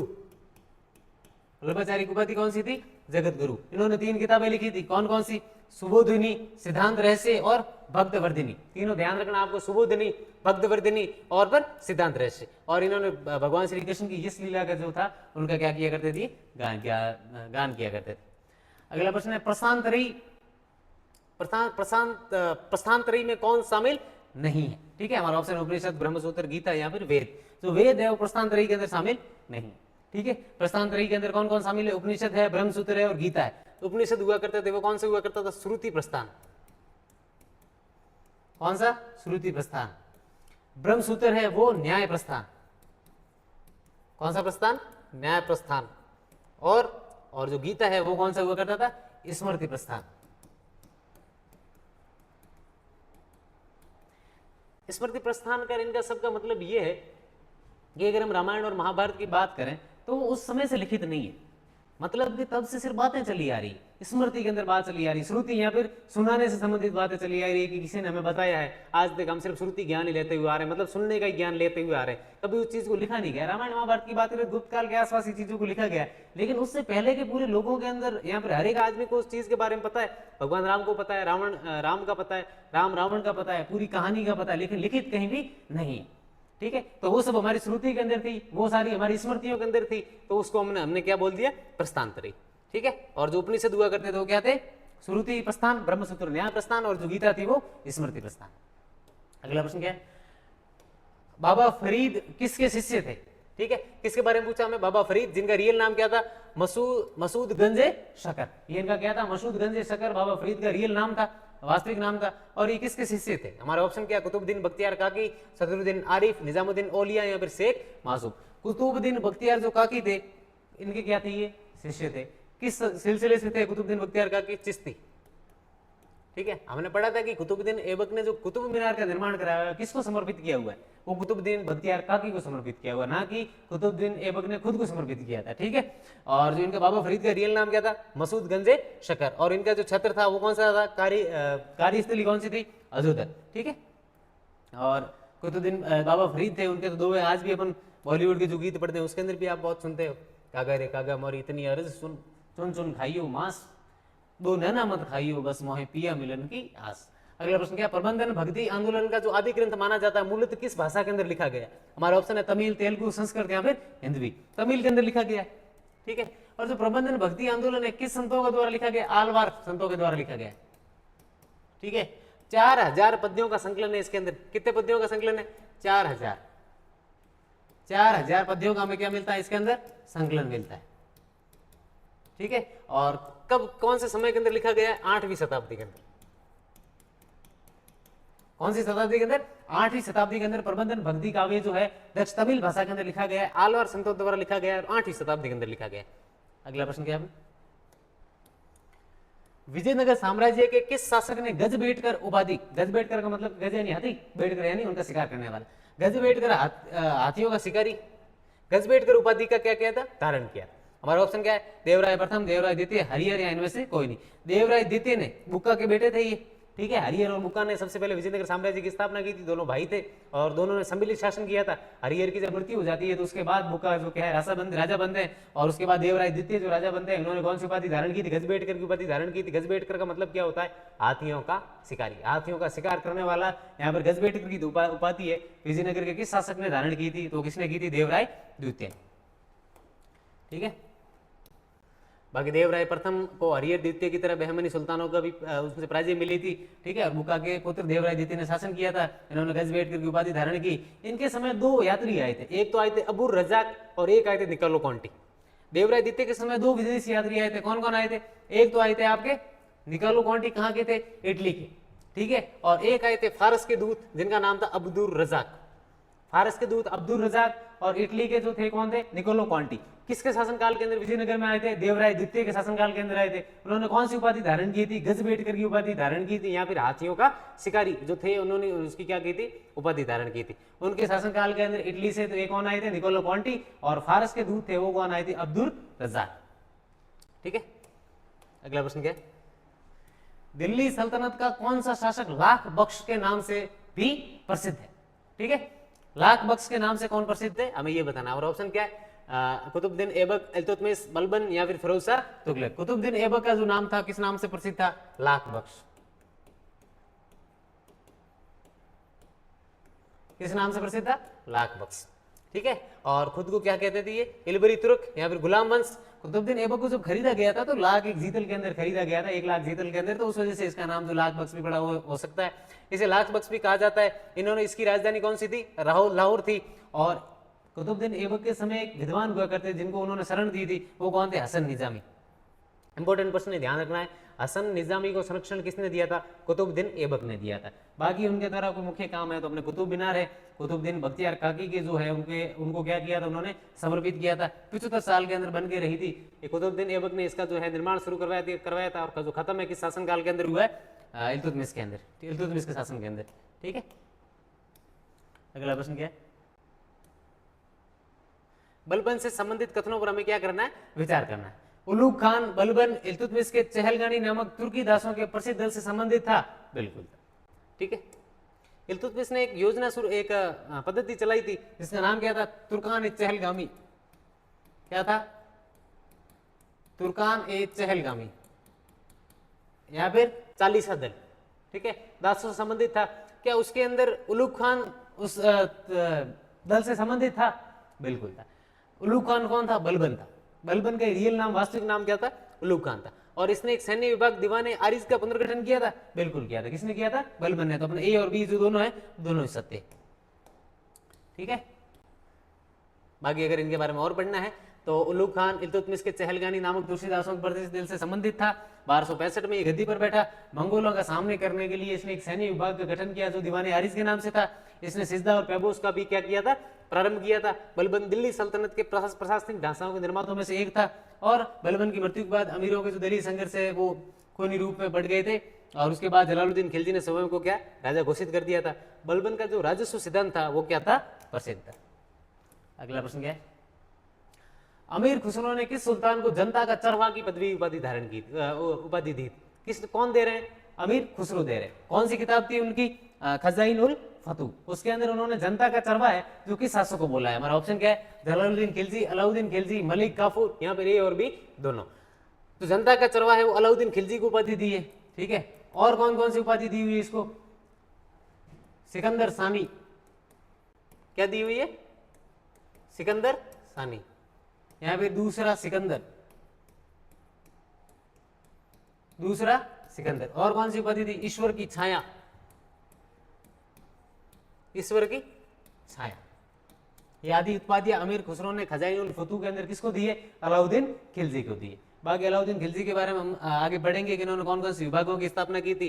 दीवान रियासत की स्थापना की थी, व्यापार का नियंत्रक हुआ करता था, सहाना और दंडाधिकारी, तो उस समय बाजार का पुलिसमैन हुआ करता था, उसको कहा जाता था मुहतसिब। उस समय जो नाप और तोल का जो अधिकारी हुआ करता, जांच करता था, उसको मुहतसिब कहा जाता था। और जो बरीद मुमालिक है वो गुप्तचर अधिकारी हुआ करता था। इन सब की जो है प्रारंभ किसने किया था? अलाउद्दीन खिलजी ने किया था। अलाउद्दीन खिलजी दक्षिण भारत के अंदर जाने वाले सर्वप्रथम सेनापति कौन थे?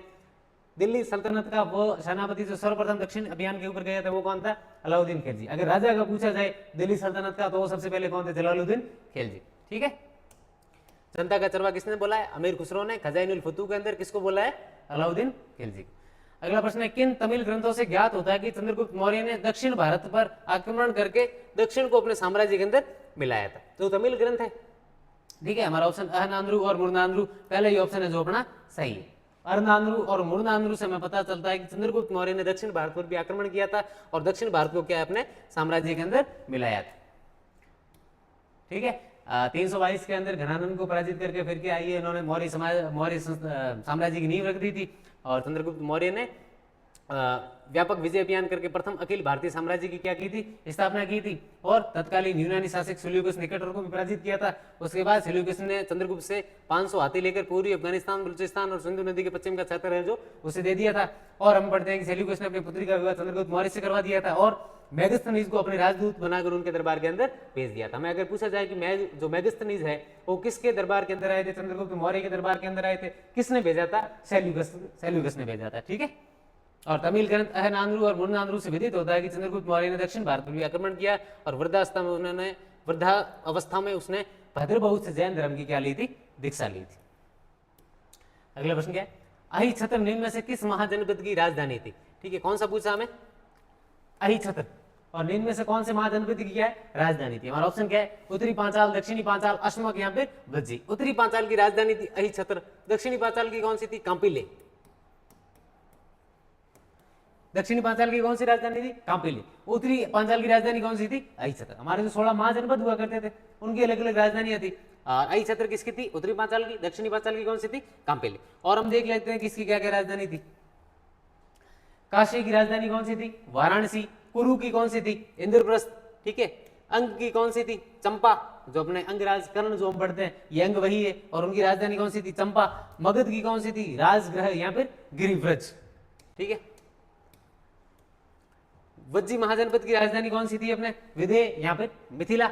छेदी की थी शक्तिमती और वत्स की थी कौशाम्बी। कौशल की कौन सी थी? अयोध्या। उत्तरी भाग था वो था साकेत और दक्षिणी भाग था वो था श्रावस्ती, ठीक है।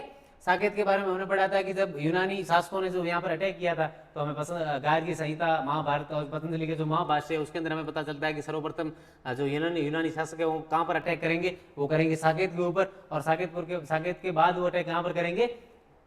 जो अपने माध्यमिका नगरी है चित्तौड़गढ़ वहां पर अटैक करेंगे। तो साकेत को हमने पहले पढ़ा था, ठीक है। पांचाल की राजधानी उत्तरी पांचाल की अहि छत्र और दक्षिणी पांचाल की कांपिले। मत्स्य की अपने जयपुर अलवर का जो क्षेत्र उनकी राजधानी कौन सी थी? विराटनगर। सूरसेन की थी मथुरा या फिर मैथुरा। यूनानी लेखकों ने मथुरा को क्या लिखा है? मैथुरा लिखा है। अस्मक की राजधानी थी पोटन या फिर पाटली। अवंती की राजधानी थी उत्तरी अवंती या उज्जैनी। उत्तरी अवंती की राजधानी थी अजयनी और दक्षिणी अवंती की थी महिष्मती, कांधार की थी तक्षशिला और कंबोज की थी अपने राजपुर या फिर हाटक।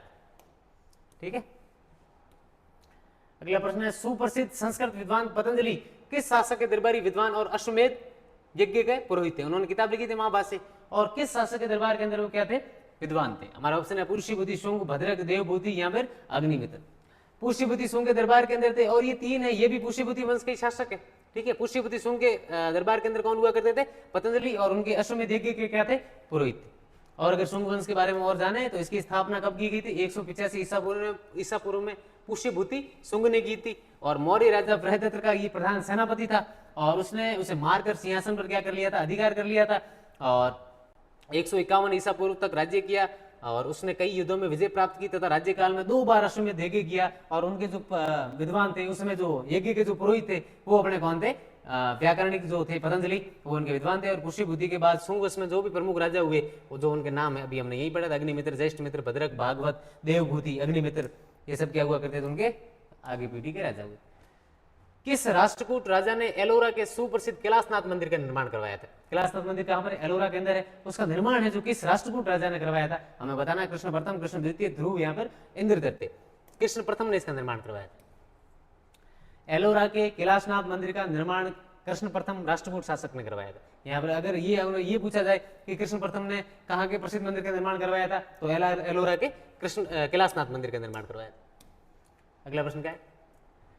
ये विदेशी आक्रमणकारी थे तथा इन्होंने उत्तर भारत पर शासन स्थापित किया। इन्हें यूची तथा तोचेरियन भी कहा जाता था। क्या कहा जाता है? यूची और तोचेरियन। हमारा ऑप्शन क्या? कुषाण, हूण, यूनानी या फिर शक। कुषाण शासकों को यूची कहा जाता है। क्या कहा जाता है? यूची या फिर तोचेरियन। किसको कहा जाता है? कुषाणों। विदेशी जाति थी, भारत के ऊपर अटैक करती है, उत्तर भारत के अंदर शासन स्थापित करती है, कई सालों तक शासन करती है। उसके बाद जो भारत से गुप्तों द्वारा इनको क्या किया? निकाल दिया जाता है। तो यूची या तोचेरियन किसको कहा जाता था? अपने कुषाणों को कहा जाता था। ठीक है, कुषाणों को यूची या तोचेरियन भी कहा जाता था। यूची कबीला 5 भागों में बटा हुआ था। इन्हीं में से एक कबीले ने भारत के कुछ भागों पर क्या शासन किया, और जो इनके भारत के अंदर अपने संस्थापक थे कुषाण साम्राज्य के, वो कौन थे? कुजुल कडफिसेस प्रथम, और ये अपनी जाति के गौरव का जो संस्थापक था, उन्होंने भारत के अंदर क्या किया था? शासन स्थापित किया था। अगला प्रश्न है कि निम्न में से कौन इल्तुतमिश की चहलगानी नामक तुर्की दासों के प्रसिद्ध दल से संबंधित था? वही हमारा पहला प्रश्न आया, उसके अंदर एक स्टेटमेंट था, वही प्रश्न है ये। गुरसास, उलूग खान, अमीर अकूर या इनमें से कोई नहीं। उलूग खान या फिर बलबन। बलबन का वास्तविक नाम क्या था? उलूग खान। वही जो थे इल्तुतमिश की जो चहलगानी नामक दासों का जो दल था उनसे संबंधित था। और जो गुरसास पे ये अलाउद्दीन खिलजी है, अलाउद्दीन खिलजी का रियल नाम क्या था? ये आपको ध्यान रखना है। गुरसास अली। क्या नाम था इनका रियल? गुरसास अली। और बलबन का रियल नाम क्या था? उलूग खान। अगला प्रश्न क्या है? अच्छा, सुमेलित करने वाला आ गया। दीवान रियासत, सहाना, मूसफ या बरीदे मालिक। अभी हमने अलाउद्दीन खिलजी को पढ़ा था, इसके बारे में बात की थी। ठीक है, उन्होंने बाजार नियंत्रण प्रणाली जो थी उनकी प्रसिद्ध थी, उसके तहत उन्होंने अधिकारियों का गठन किया था, विभागों का गठन किया था। कौन कौन थे वो बताना। दीवान रियासत, सहाना, मूसफ या बरीदे मालिक। दीवान जो रियासत थे वो व्यापार का नियंत्रक हुआ करता था। पूरे व्यापार को नियंत्रण करने वाला क्या कहलाता था? दीवान रियासत। और जो सहाना हुआ करते थे वो क्या हुआ करता था? बाजार का दरोगा। ठीक है, बाजार को पूरी तरीके से ध्यान रखना, सुरक्षा का ध्यान रखना, वो रखने वाले क्या कहलाते थे? सहाना या फिर दंडाधिकारी। एक और इनका नाम था, सहाना या फिर दंडाधिकारी। ठीक है, और मुहतसिब नाप तोल के जो निरीक्षण करता थे, नाप तोल है जो बाट वाट सही है कि नहीं है, जैसे उसके अंदर कुछ भ्रष्टाचार ना हो, इसके लिए एक अधिकारी का जो गठन किया था वो कौन से थे? मुहतसिब। और बरीद मुमालिक जो थे वो क्या हुआ करते थे? गुप्तचर अधिकारी। बरीद मुमालिक गुप्तचर, मुहतसिब नाप तोल का अधिकारी, शाहाना बाजार का दरोगा, और दीवान रियासत व्यापार का नियंत्रक। ठीक है, वापस सम्मिलित करना है। अधिकारियों के नाम दे रखे हैं, और सामने उसकी जो स्थापना करने वाले या उनको शुरू करने वाले, गठन करने वाले, गठित करने वालों के नाम दे रखे। दीवान वकूफ, दीवान मुस्तकराज, दीवान अमीर कोई या दीवान बंदगान। दीवान जो वकूफ है, इसकी जो शुरुआत किसने की थी? जलालुद्दीन खिलजी ने की थी। दीवान वकूफ की किसने की थी? जलालुद्दीन खिलजी ने। दीवान मुस्तकराज की स्थापना किसने की थी? अलाउद्दीन खिलजी ने की थी। दीवान अमीर कोई की स्थापना किसने की? मोहम्मद तुगलक ने की। और दीवान बंदगान की किसने की? फिरोज शाह तुगलक। ठीक है, जलालुद्दीन खिलजी ने दीवान वकूफ एवं अलाउद्दीन ने दीवान मुस्तकराज विभाग की स्थापना की, ये वित्त विभाग के अंतर्गत ही आते। जलालुद्दीन खिलजी ने किसकी स्थापना की थी? दीवान वकूफ, और अलाउद्दीन खिलजी ने की थी दीवान मुस्तकराज। ये दोनों किससे संबंधित थे? वित्त विभाग से संबंधित थे। दीवान वकूफ और दीवान मुस्तकराज किससे संबंधित थे? वित्त विभाग से। मोहम्मद तुगलक ने भूमि को कृषि योग्य बनाने हेतु दीवान अमीर को ही की स्थापना की थी। अगर प्रश्न हमसे ये पूछा जाए कि मोहम्मद तुगलक ने भूमि को कृषि योग्य बनाने हेतु किस विभाग की स्थापना की थी, तो किसकी की थी? दीवान अमीर को ही की। ठीक है। और दीवान इंसाफ पर शाही पत्र व्यवहार का दायित्व था। दीवान रियासत का कार्य विदेश मंत्री की तरह था, और सदर उच्च सुदूर धर्म विभाग का प्रमुख होता था। इसका कोष अलग होता था जिसमें ज़कात से प्राप्त धन एकत्रित होता था। ठीक है। बाकी ये वो सारे वही है जो अपन ने आगे ऊपर पढ़ा है। अगला प्रश्न क्या है अपना?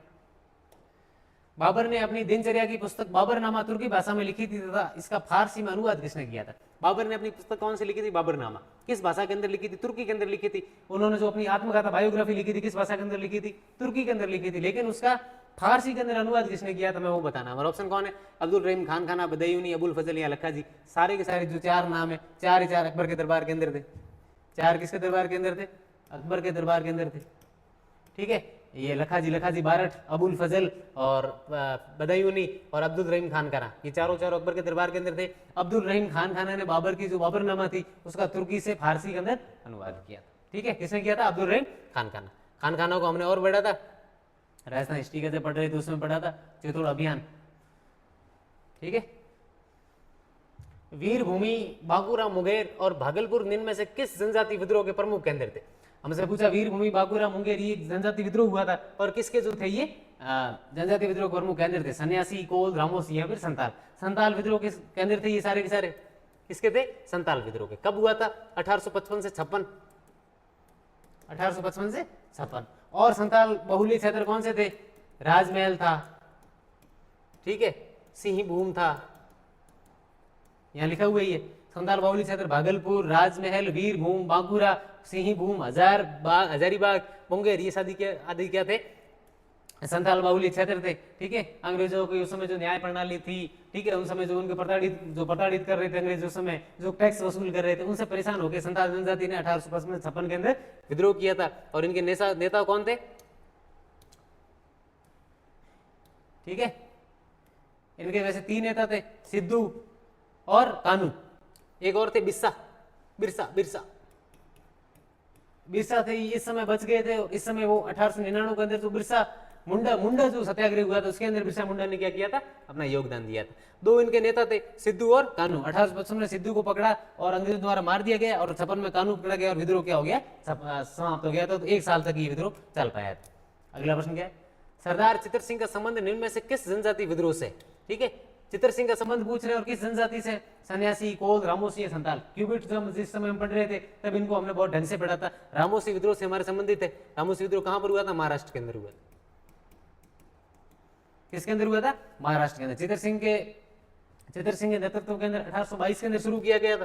ठीक है। उसके बाद वापस अंग्रेज द्वारा इसका दमन कर दिया गया, लेकिन 1826 के अंदर वापस जो है इसने अपना रुख पकड़ लिया था, लेकिन 1829 के अंदर अंग्रेजों द्वारा वापस इसे क्या कर दिया गया था? खत्म कर दिया गया था। ठीक है। अगला प्रश्न क्या? 1846 के खोंड विद्रोह में अंग्रेजों के विरुद्ध नेतृत्व प्रदान किसने किया था? खोंड विद्रोह का नेतृत्व किसने किया था? अंग्रेजों के विरुद्ध खोंड जनजाति को जो है नेतृत्व किसने किया था? गंगा नारायण, चंद बिसाई, तीरथ सिंह या फिर बिरसा मुंडा। बिरसा मुंडा ने जो मुंडा सत्याग्रह था, मुंडा आंदोलन था 1899 का, 1899 का, उसका नेतृत्व किया था। ठीक है। इसके अंदर चंद बिसाई ने जो है खोंड विद्रोह का क्या किया था? अंग्रेजों के विरुद्ध नेतृत्व किया था। खोंड जनजाति कहां पर रहती है? उड़ीसा की सीमा के ऊपर। कहाँ रहती है? उड़ीसा की सीमा के ऊपर। और 1846 से चंद बिसाई के नेतृत्व में अंग्रेजों के विरुद्ध क्या किया गया? विद्रोह। कब किया गया? 1846 के अंदर। और जो जनजाति है ये कहां पे रहती है? खोंड जनजाति उड़ीसा की सीमा के ऊपर। अगला प्रश्न क्या है? 1875 में स्थापित इंडियन एसोसिएशन का संबंध इनमें से किस नेता से? इंडियन एसोसिएशन तो 1875 के अंदर नहीं थी, 1876 के अंदर थी। 1876 के अंदर थी, 1875 में नहीं थी। इसका संबंध इनमें से किस नेता से? ए हो ह्यूम व्योमेश चंद्र बनर्जी, दादा भाई नौरोजी या बदरुद्दीन तैयब। व्योमेश चंद्र बनर्जी से इनका संबंध है। ठीक है। और इंडो एसोसिएशन के बारे में पढ़ लेते हैं। इंडियन एसोसिएशन की स्थापना कोलकाता में जुलाई 1976 को 1976 को सुरेंद्रनाथ बनर्जी व आनंद मोहन बोस ने की थी। ये संस्था संपूर्ण भारत को संगठित कर एक मोर्चा बनना चाहती थी। इस संगठन ने वायसराय लिटन द्वारा 1976 नहीं है, यहाँ 1876 कर देना ना, ठीक है। इस संगठन ने वायसराय लिटन द्वारा सिविल सेवा की आयु को 21 वर्ष से घटाकर 19 वर्ष किए जाने की क्या की थी, मांग की थी। और 1883 में सुरेंद्रनाथ बनर्जी को गिरफ्तार कर लिया गया और उन्हें जेल में डाल दिया गया था। और 1883 के अंदर उनको क्या कर दिया गया था, रिहा कर दिया गया था। और व्योमेश चंद्र बनर्जी का संबंध इंडियन एसोसिएशन से भी रहा हुआ। डलहौजी की व्यवगत नीति के अंतर्गत ब्रिटिश राज्य में मिलने वाली रियासतों का सही क्रम क्या था, हमें वो बताना है। जयपुर, बघार, तंजौर, उदयपुर, जयपुर, बघार, उदयपुर और तंजौर, तंजौर, जयपुर, बघार और उदयपुर, क्या फिर जयपुर, उदयपुर, बघार और तंजौर। इसके अंदर जो जयपुर, बघार, उदयपुर और जो तंजौर है, ये सब की सब जो डलहौजी ने व्यवगत नीति थी, सारी रियासतों को सम्मिलित करना अंग्रेजी राज्य के अंदर, ब्रिटिश राज्य के अंदर, उसके अंतर्गत क्रमशः जो सही क्रम था वो कौन सा था, जयपुर, बघार, उदयपुर और तंजौर, ठीक है। व्यवगत नीति कब लाने वाले कौन थे, लॉर्ड डलहौजी। काल क्या था, 1848 से 1856। उद्देश्य क्या था, बिना उत्तराधिकारी वाले कुशासन वाले राज्यों को ब्रिटिश साम्राज्य के अंदर मिलाना और इसके तहत भारतीय रियासतों को ब्रिटिश शासन के अधीन करना। मुख्य बिंदु क्या थे, लॉर्ड डलहौजी ने इस नीति के तहत 8 रियासतों को ब्रिटिश साम्राज्य के अंदर मिलाया था। और ऐसा कहा जाता है कि उसने लगभग 25 लाख वर्ग मील जो क्षेत्र था वो क्या कर लिया था, हड़प लिया था। इसलिए उसको क्या कहा जाता, व्यवगत नीति। और पहली रियासत जिसका विलय किया गया था वो अवध थी। डलहौजी की व्यवगत नीति के तहत किस रियासत को सर्वप्रथम ब्रिटिश राज्य के अंदर शामिल किया गया था, वो कौन सी थी, अवध। और इसका आंतरिक कुशासनों के आरोप में 1856 में ब्रिटिश साम्राज्य में शामिल कर दिया गया। अगला प्रश्न क्या है, अप्रैल 1843 को कोलकाता में स्थापित बंगाल ब्रिटिश इंडिया सोसाइटी के अध्यक्ष और जो सचिव है वो क्रमशः कौन थे, ठीक है। किसका पूछा हमें, बंगाल ब्रिटिश इंडिया सोसाइटी कब स्थापित की गई थी, अप्रैल 1843 को, कहां पर, कोलकाता के अंदर। इसके अध्यक्ष और सचिव कौन से, राधाकांत देव, देवेंद्रनाथ ठाकुर, प्रसन्न कुमार ठाकुर या फिर द्वारकानाथ ठाकुर, जॉर्ज थॉम्पसन या फिर प्यारीचंद्र मित्र, सुरेंद्रनाथ बनर्जी या फिर आनंद मोहन बोस। जॉर्ज थॉम्पसन और प्यारीचंद जो मित्र थे, जॉर्ज थॉम्पसन तो इसके अध्यक्ष थे और प्यारीचंद्र मित्र थे वो थे क्या थे, इसके सचिव थे, ठीक है। बाकी हम इनके बारे में और पढ़े तो बंगाल ब्रिटिश इंडिया सोसाइटी की स्थापना अप्रैल 1843 को कोलकाता में हुई, ठीक है। और इसके अध्यक्ष जॉर्ज थॉम्पसन और सचिव थे वो प्यारीचंद्र मित्र थे। और ये भी लैंड होल्डर समिति के समान ही भारतीय एवं गैर सरकारी अंग्रेजों के संगठन था। अंग्रेजों के विरुद्ध जो है इस संगठन की स्थापना की गई। अगला प्रश्न क्या अपना, निम्न में से असुमेलित युग्म का चयन करना है, ठीक है। आगे समाचार पत्र दे रखे हैं और सामने उनके संपादकों के नाम दे रखे हैं। केसरी बाल गंगाधर तिलक बिल्कुल सही है, महाराष्ट्र से निकालते थे। सोम प्रकाश ईश्वर चंद्र विद्यासागर का बिल्कुल सही है, बंगाली भाषा के अंदर ये निकाला करते थे, ठीक है। ईश्वर चंद्र विद्यासागर की किताब कौन सी थी, पढ़ाया था क्यूबिट के अंदर कौन सी थी, बहुविवाह, ठीक है। और हिंदू पैट्रियट हरिचंद्र मुखर्जी बिल्कुल सही थे। गिरीश चंद्र घोष ने क्या की थी, इसको शुरू किया था। उसके बाद जो संपादक कौन थे, हरिचंद्र मुखर्जी। सभी युग्म सम्मिलित थे अपने सारे के सारे चारों सही। ये किताब दे रखी है, पुस्तक the story of the integration of the Indian status. किताब कौन सी है, the story of the integration of the Indian status है। जो किसने लिखी, BN राव, राजगोपालाचारी, कृष्ण मेनन या फिर VP मेनन। इसको VP मेनन ने लिखा था। कब लिखा था, 1956 के अंदर इसको लिखा गया है। और कहां से पब्लिश हुई थी, ये लंदन से पब्लिश हुई थी। कहां से पब्लिश हुई थी, लंदन से। कौन सी किताब, the story of integration of the Indian status, 1956 के अंदर VP मेनन द्वारा लिखित गई है। और पब्लिश कहां से हुई थी, लंदन से प्रकाशित हुई थी।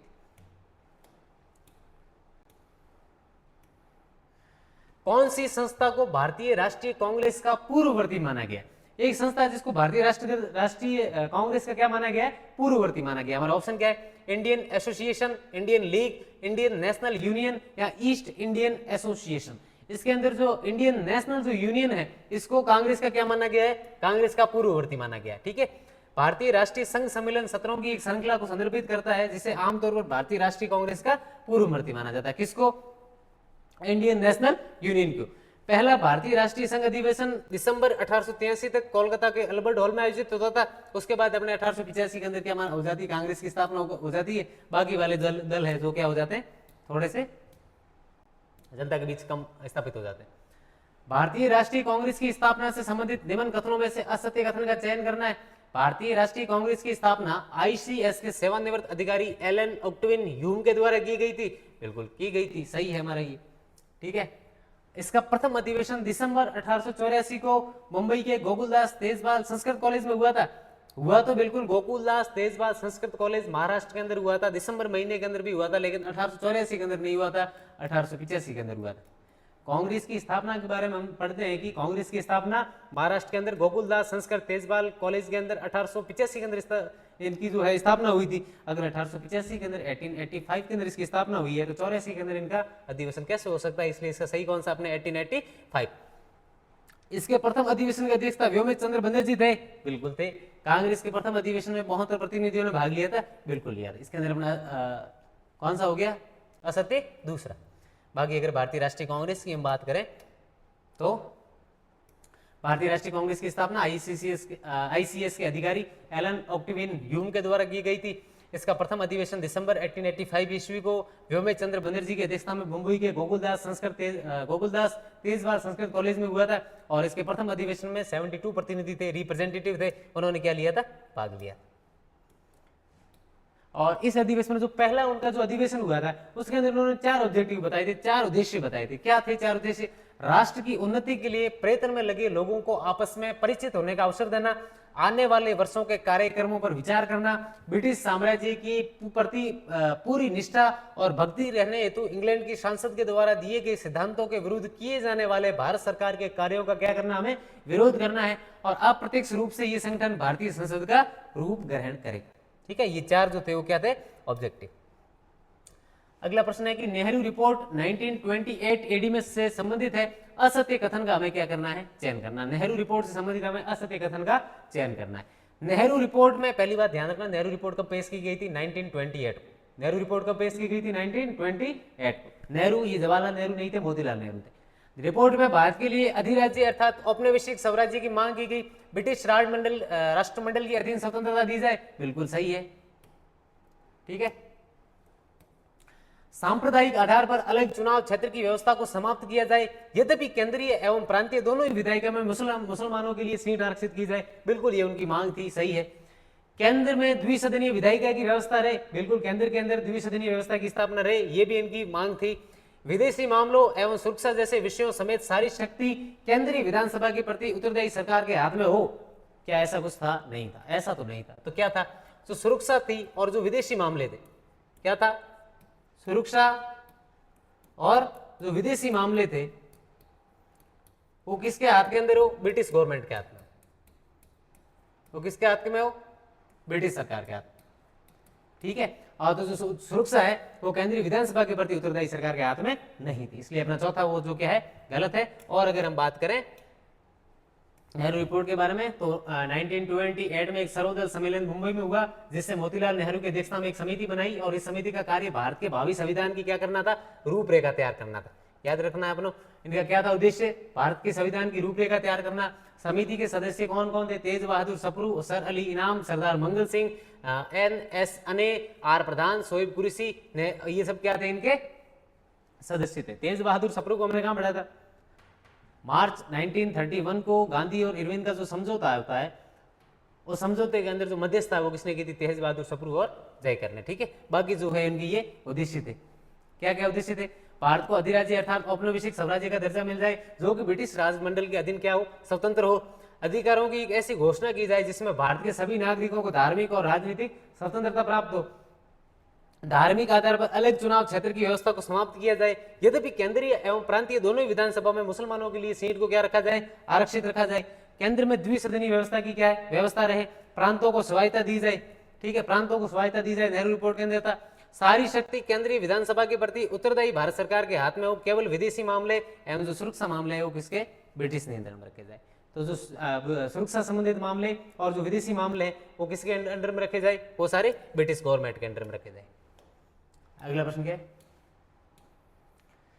1815 में 1815 में राजा राममोहन राय ने आत्मीय सभा की स्थापना कब की थी। राजा आत्मीय सभा की स्थापना किसने की, ये ध्यान रखना है। राजा राममोहन राय ने की थी, कब की थी, 1815 के अंदर की थी। कहां से की थी हमें वो बताना है। और ऑप्शन क्या है, बॉम्बे, मद्रास, कोलकाता या फिर न्यूयॉर्क। कोलकाता के अंदर 1815 के अंदर राजा राममोहन राय द्वारा आत्मीय सभा की क्या की गई थी, स्थापना की थी। और इसी के 3 साल बाद हम पढ़ते हैं कि 1818 के अंदर राजा राममोहन राय सती प्रथा जो थी उसके विरुद्ध इन्होंने जो है आंदोलन चलाया था। मतलब ये बोला जाता है कि राजा राममोहन राय के जो भाई की मृत्यु हो जाती है और भाई की मृत्यु के साथ उनकी जो भाभी थी वो भी उनके साथ सती हो जाती है, इसलिए राजा राममोहन राय ने सती प्रथा के विरुद्ध क्या चलाया था, आंदोलन चलाया था। आत्मीय सभा की स्थापना 1815 के अंदर, ठीक है। और अगर राजा राममोहन के बारे में पढ़े,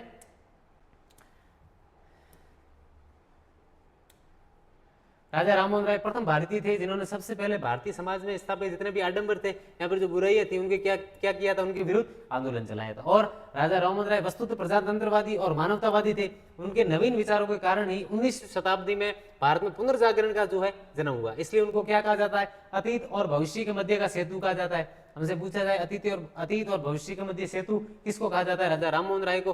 भारतीय राष्ट्रवाद का जनक कहा जाता है, आधुनिक भारत का पिता कहा जाता है, और भोर का तारा जो है, इनको इनका सम्मान क्या था, प्राप्त था। राजा राममोहन राय का जन्म जो है मई 1772 के अंदर हुआ था। 1772 को बंगाल के हुगली के अंदर इनका क्या हुआ था, राजा राममोहन राय का जन्म हुआ था। इनके जो पिता थे वो तत्कालीन बंगाल के नवाब के यहाँ क्या करा करते थे, नौकरी करा करते थे, और वहां से इनको राया की जो है उपाधि प्राप्ति हुई थी। 1809 में राजा राममोहन राय ने फारसी भाषा की किताब लिखी थी तूफातुल मुवाहद्दीन, जिसको एकेश्वरवादियों का उपहार कहा जाता है। उस किताब का इन्होंने क्या किया था, प्रकाशन किया था। फारसी के अंदर इसको क्या कहा जाता था, तूफातुल मुवाहद्दीन। हिंदी के अंदर इसका नाम क्या था, एकेश्वरवादियों का उपहार, ठीक है। और 1811 में राजा राममोहन राय की जीवन में उस समय संक्रमण का दौर था, ये जो अभी हमने बात की थी भाई। और 1820 के अंदर राजा राममोहन राय की नई पुस्तक आई थी एक और, शांति और खुशहाली, जो इनकी किताब की कौन सी थी, ईशा के नीति वचन। हमसे ये पूछा जाए कि ईशा के नीति वचन द्वारा किताब किसके द्वारा लिखे थे, राजा राममोहन राय द्वारा लिखे थे। इसमें ईसाई धर्म की सहजता और नैतिकता के बारे में क्या हमें बताया गया है। और इनकी एक और किताब थी हिंदू उत्तराधिकार नियम, ये भी किसकी है, राजा राममोहन राय की, ये भी हमें बताना। बाकी संवाद कौमुदी और वो जो थे, संवाद कौमुदी शायद भारतीयों द्वारा संपादित, प्रकाशित तथा संवादित प्रथम भारतीय समाचार पत्र था।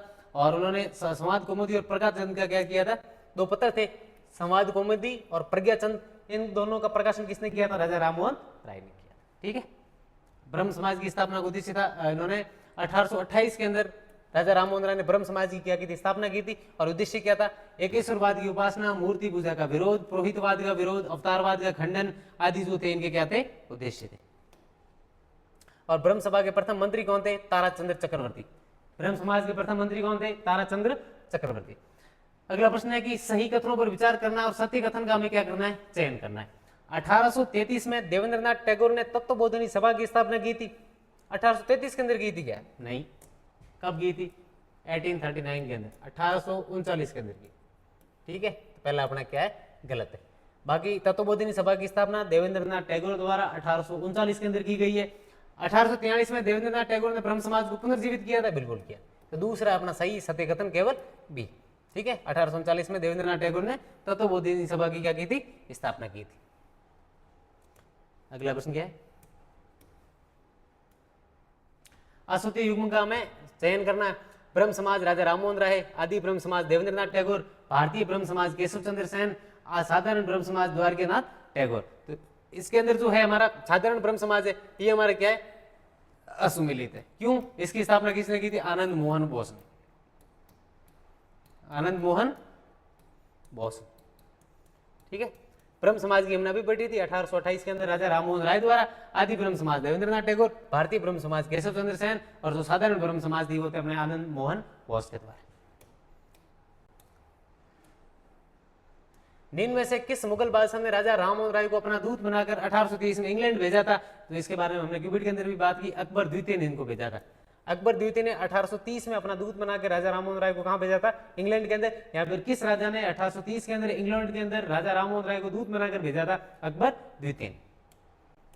अगला प्रश्न क्या है, ब्रिटिश सरकार ने बंगाल विभाजन कब रद्द किया था। बंगाल विभाजन हुआ कब था, 1905 के अंदर हुआ था। इसको रद्द कब किया था हमें वो बताना है। हमारा ऑप्शन 1905, 1912, 1911 या 1914। 1911 के अंदर क्या किया था इन्होंने, बंगाल विभाजन को रद्द किया था। घटना 16 अक्टूबर 1905 को ये विभाजन लागू हुआ था और इस दिन पूरे बंगाल में क्या मनाया गया था, शोक दिवस मनाया गया था। बंगाल विभाजन के तहत दिन 16 अक्टूबर 1905 को कौन सा दिन मनाया गया था, बंगाल के अंदर शोक दिवस मनाया गया था, ठीक है। ये जो थे विरोध का परिणाम वगैरह हमारे मेंस के सारे काम के हैं। अगला प्रश्न सीधा चलता है, निम्न में से किस आंदोलन की असफलता के उपरांत गांधी जी ने कांग्रेस की सदस्यता से क्या दे दिया था, इस्तीफा दिया था? कौन सी उनकी असफलता वजूद थी, इसके बाद इन्होंने इस्तीफा दे दिया था? असहयोग आंदोलन, सविनय अवज्ञा आंदोलन, व्यक्तिगत सत्याग्रह, या फिर भारत छोड़ो आंदोलन? सविनय अवज्ञा जो आंदोलन है, इसके बाद इसके अंदर सफलता नहीं मिलने के कारण गांधी जी ने कांग्रेस की सदस्यता से क्या दे दिया था, इस्तीफा दे दिया था। सविनय अवज्ञा आंदोलन की असफलता के बाद 1933 में गांधी जी ने कांग्रेस की सदस्यता से क्या दे दिया था, इस्तीफा दे दिया था। ठीक है,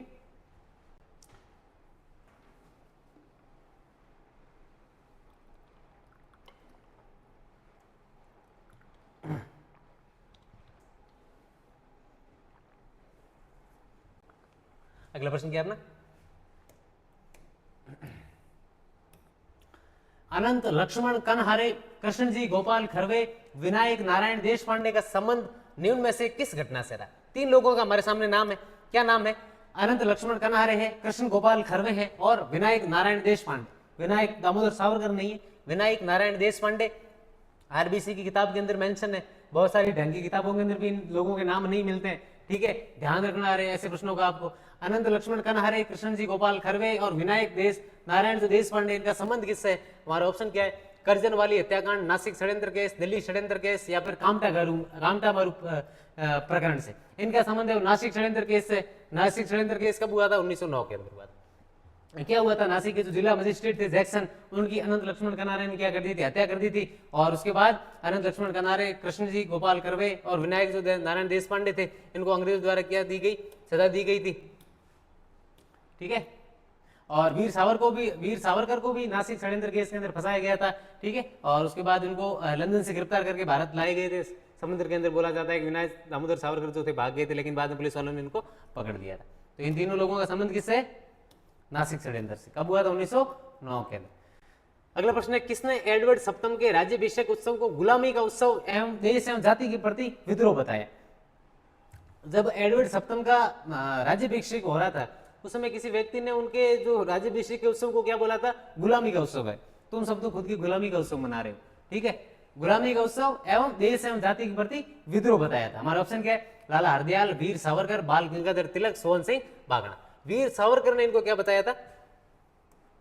वीर सावरकर ने इनको क्या बताया था? गुलामी का उत्सव। ठीक है, वीर सावरकर ने एडवर्ड सप्तम के राज्याभिषेक के उत्सव को गुलामी का जो है उत्सव एवं देश एवं जाति के प्रति विद्रोह कहा था। आरबीएससी हिस्ट्री क्लास 12 की पेज नंबर 13 के अंदर हमारा क्या ये सोर्स है, वहां आपको ये सारी चीज प्राप्त हो जाएगी। अगला प्रश्न क्या है अपना? रोलेट एक्ट के संबंध में निम्नलिखित कथनों पर विचार करना है। 1915 में सिडनी रोलेट की अध्यक्षता में गठित समिति द्वारा कानून प्रस्तावित था? नहीं, 1915 से के अंदर नहीं था, 1917 के अंदर था। पहला हमारा सत्य हो गया। ठीक है, इस एक्ट के आधार पर किसी व्यक्ति को संदेह के आधार पर गिरफ्तार किया जा सकता था? बिल्कुल किया जा सकता। ठीक है, तो असत्य कथन कौन सा है? केवल एक। बाकी हम पढ़े और इनके बारे में, रोलेट एक्ट के बारे में। आधिकारिक नाम क्या था? अराजकतावादी और क्रांतिकारी अपराध अधिनियम 1919। अराजकतावादी और क्रांतिकारी अपराध अधिनियम 1919 को ही रोलेट एक्ट कहा जाता है। अगर ये पूछ लिया जाए कि रोलेट एक्ट का वास्तविक नाम क्या था, तो अराजकतावादी और क्रांतिकारी अपराध अधिनियम 1919। ठीक है, 1917 में सिडनी रोलेट की अध्यक्षता में गठित समिति द्वारा ये क्या किया गया? कानून प्रस्तावित किया गया और 10 मार्च 1919 को इंपीरियल लेजिस्लेटिव काउंसिल द्वारा पारित किया गया। मुख्य उद्देश्य क्या था? ब्रिटिश सरकार द्वारा भारत में बढ़ते क्रांतिकारी जो आंदोलन थे, उनको कुचलने के लिए भारतीय नागरिकों पर कड़े नियंत्रण लागू करना। रोलेट एक्ट का मुख्य उद्देश्य यही था कि उस समय जो भी भारत के अंदर क्रांति कर रहे थे, वो सारे क्रांतिकारियों को क्या करना? उनके ऊपर नियंत्रण स्थापित करना। अगर कोई ज्यादा कर रहा है तो उनको पकड़ के जेल के अंदर डाल देना। इनका क्या था? मुख्य उद्देश्य था। 1917 के अंदर सिडनी रोलेट की अध्यक्षता के अंदर क्या है? गठन किया जाता है और 1919 के अंदर इंपीरियल लेजिस्लेटिव काउंसिल द्वारा पारित कर दिया जाता है। प्रावधान क्या थे इसके? प्रावधानों की बात करें तो पुलिस को बिना वारंट के किसी भी संदिग्ध व्यक्ति को गिरफ्तार करने का अधिकार था। ठीक है, तो उसके पास कोई वारंट की आवश्यकता नहीं है, बिना वारंट के वो किसी भी व्यक्ति को क्या गिरफ्तार कर सकता है। और बिना मुकदमे के लोगों को लंबे समय तक हिरासत में रखने की अनुमति थी। गिरफ्तार लोगों को कानूनी सहायता लेने से रोक दिया गया और विशेष न्यायाधिकरणों द्वारा मामले सुनाए जाते थे और जिनके निर्णय अंतिम होते थे और अपील का कोई भी अधिकार नहीं होता था। रोलेट एक्ट के तहत जो भी अगर निर्णय आ गया किसी भी अभियुक्त के बारे में, ठीक है, तो वो सब क्या होगा? अंतिम निर्णय होगा। अगला प्रश्न क्या है? महात्मा गांधी जी ने इसको क्या बोला था? काला कानून बोला था और इसकी आलोचना की और पूरे देश में इनका जो विरोध करने के लिए सत्याग्रह का क्या किया गया था? आह्वान किया। महात्मा गांधी जी ने काला कानून किसको बोला था, हमें ये ध्यान रखना है। रोलेट एक्ट को महात्मा गांधी ने क्या बोला था, काला कानून। अगला प्रश्न क्या है अपना, किसने महात्मा गांधी द्वारा असहयोग आंदोलन को वापस लेने को अत्यंत कष्टदायक कहा है। 1942 के अंदर, 1942 के अंदर जब असहयोग आंदोलन 1942 के अंदर नहीं था ये, जो महात्मा गांधी द्वारा असहयोग आंदोलन जो किया गया था उसको वापस लेने का जो अत्यंत कष्टदायक था, 1921-22 के अंदर वापस ले लिया गया था आंदोलन, तो किसने कष्टदायक कहा था। हमारा ऑप्शन क्या है, पंडित मोतीलाल नेहरू, चित्तरंजन दास, सुभाष चंद्र बोस, वल्लभ भाई पटेल। 1942 के अंदर भारत छोड़ो आंदोलन था, ठीक है, असहयोग आंदोलन नहीं था, तो इसको वापस लेने के लिए किसने बोला था, सुभाष चंद्र बोस ने। सुभाष चंद्र बोस ने महात्मा गांधी द्वारा असहयोग आंदोलन को वापस लेने को क्या बोला था इन्होंने, अत्यंत कष्टदायक। ठीक है, अगला प्रश्न क्या अपना, साइमन कमीशन के संबंध में असत्य कथन का हमें क्या करना है, चयन करना है। 1927 में सर जॉन साइमन की अध्यक्षता में इसका गठन किया गया। इसका मुख्य उद्देश्य 1919 के भारत सरकार अधिनियम के कार्यों की समीक्षा करना था। बिल्कुल था, ये सही है अपना। ठीक है, इसमें 7 सदस्य थे परंतु एक भी भारतीय नहीं था, बिल्कुल सही है। इसी वजह से इसका क्या हुआ था, विरोध हुआ था। 1931 में इस आयोग ने अपनी रिपोर्ट पेश की थी, नहीं 1931 के अंदर नहीं, 1930 के अंदर ही कर दी थी इन्होंने तब पेश। ठीक है, 1931 का चौथा आपने क्या है, असत्य। तो साइमन कमीशन कब था, 1927 के अंदर गठित किया गया था। और अगर इसके बारे में बात करें तो 1927 में ब्रिटिश सरकार द्वारा भारतीय संवैधानिक सुधारों का अध्ययन करने के लिए गठित किया गया था। और इस आयोग ने एक भी भारतीय सदस्य न होने के कारण इसका क्या हुआ था, व्यापक विरोध हुआ था। आयोग के उद्देश्य क्या थे, 1919 के भारत सरकार अधिनियम की प्रगति की समीक्षा और संवैधानिक सुधारों का सुझाव देना। कंजर्वेटिव सरकार ने इसे चुनावी राजनीति के दबाव में 1927 में ही भेज दिया था। गांधी इरविन समझौता कब हुआ था, अभी हमने बात की थी, क्यूबेट के अंदर भी बहुत ढंग से पढ़ा था इसको। ऑप्शन क्या है, 6 अप्रैल 1930, 5 मार्च 1931, 6 अप्रैल 1931 या फिर 5 मार्च 1930। 5 मार्च 1931 को गांधी जी और इरविन के बीच समझौता होता है, जिसका एक और दूसरा नाम है, क्या बोला जाता है इसको, दिल्ली पैक्ट, यहाँ पर दिल्ली समझौता भी कहा जाता है।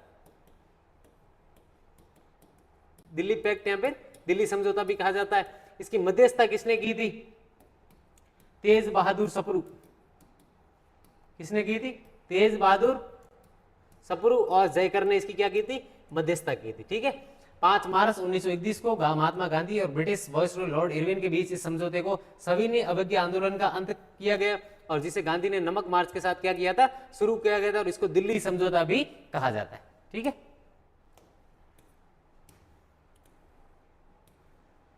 व्यक्तिगत सत्याग्रह के संदर्भ में निम्नलिखित कथनों पर हमें विचार करना है। पहला क्या है, 17 अक्टूबर 1940 को कांग्रेस ने व्यक्तिगत सत्याग्रह शुरू किया था, बिल्कुल किया था, सही है। ठीक है, विनोबा भावे पहले सत्याग्रही थे जिन्हें 3 माह की सजा हुई थी, बिल्कुल ये भी सही है, विनोबा भावे आपने किए थे, विनोबा भावे प्रथम सत्याग्रही थे। ब्रह्मदत्त दूसरे और पंडित जवाहरलाल नेहरू तीसरे सत्याग्रही थे, ये अपना गलत है। व्यक्तिगत सत्याग्रह में 30,000 लोग पकड़े गए थे, बिल्कुल पकड़े गए थे, ये भी सही। नेहरू जो थे वो दूसरे सत्याग्रही थे और ब्रह्मदत्त थे वो तीसरे सत्याग्रही थे, तो इसके अंदर अपना गलत कौन सा हो जाता है, तीसरा।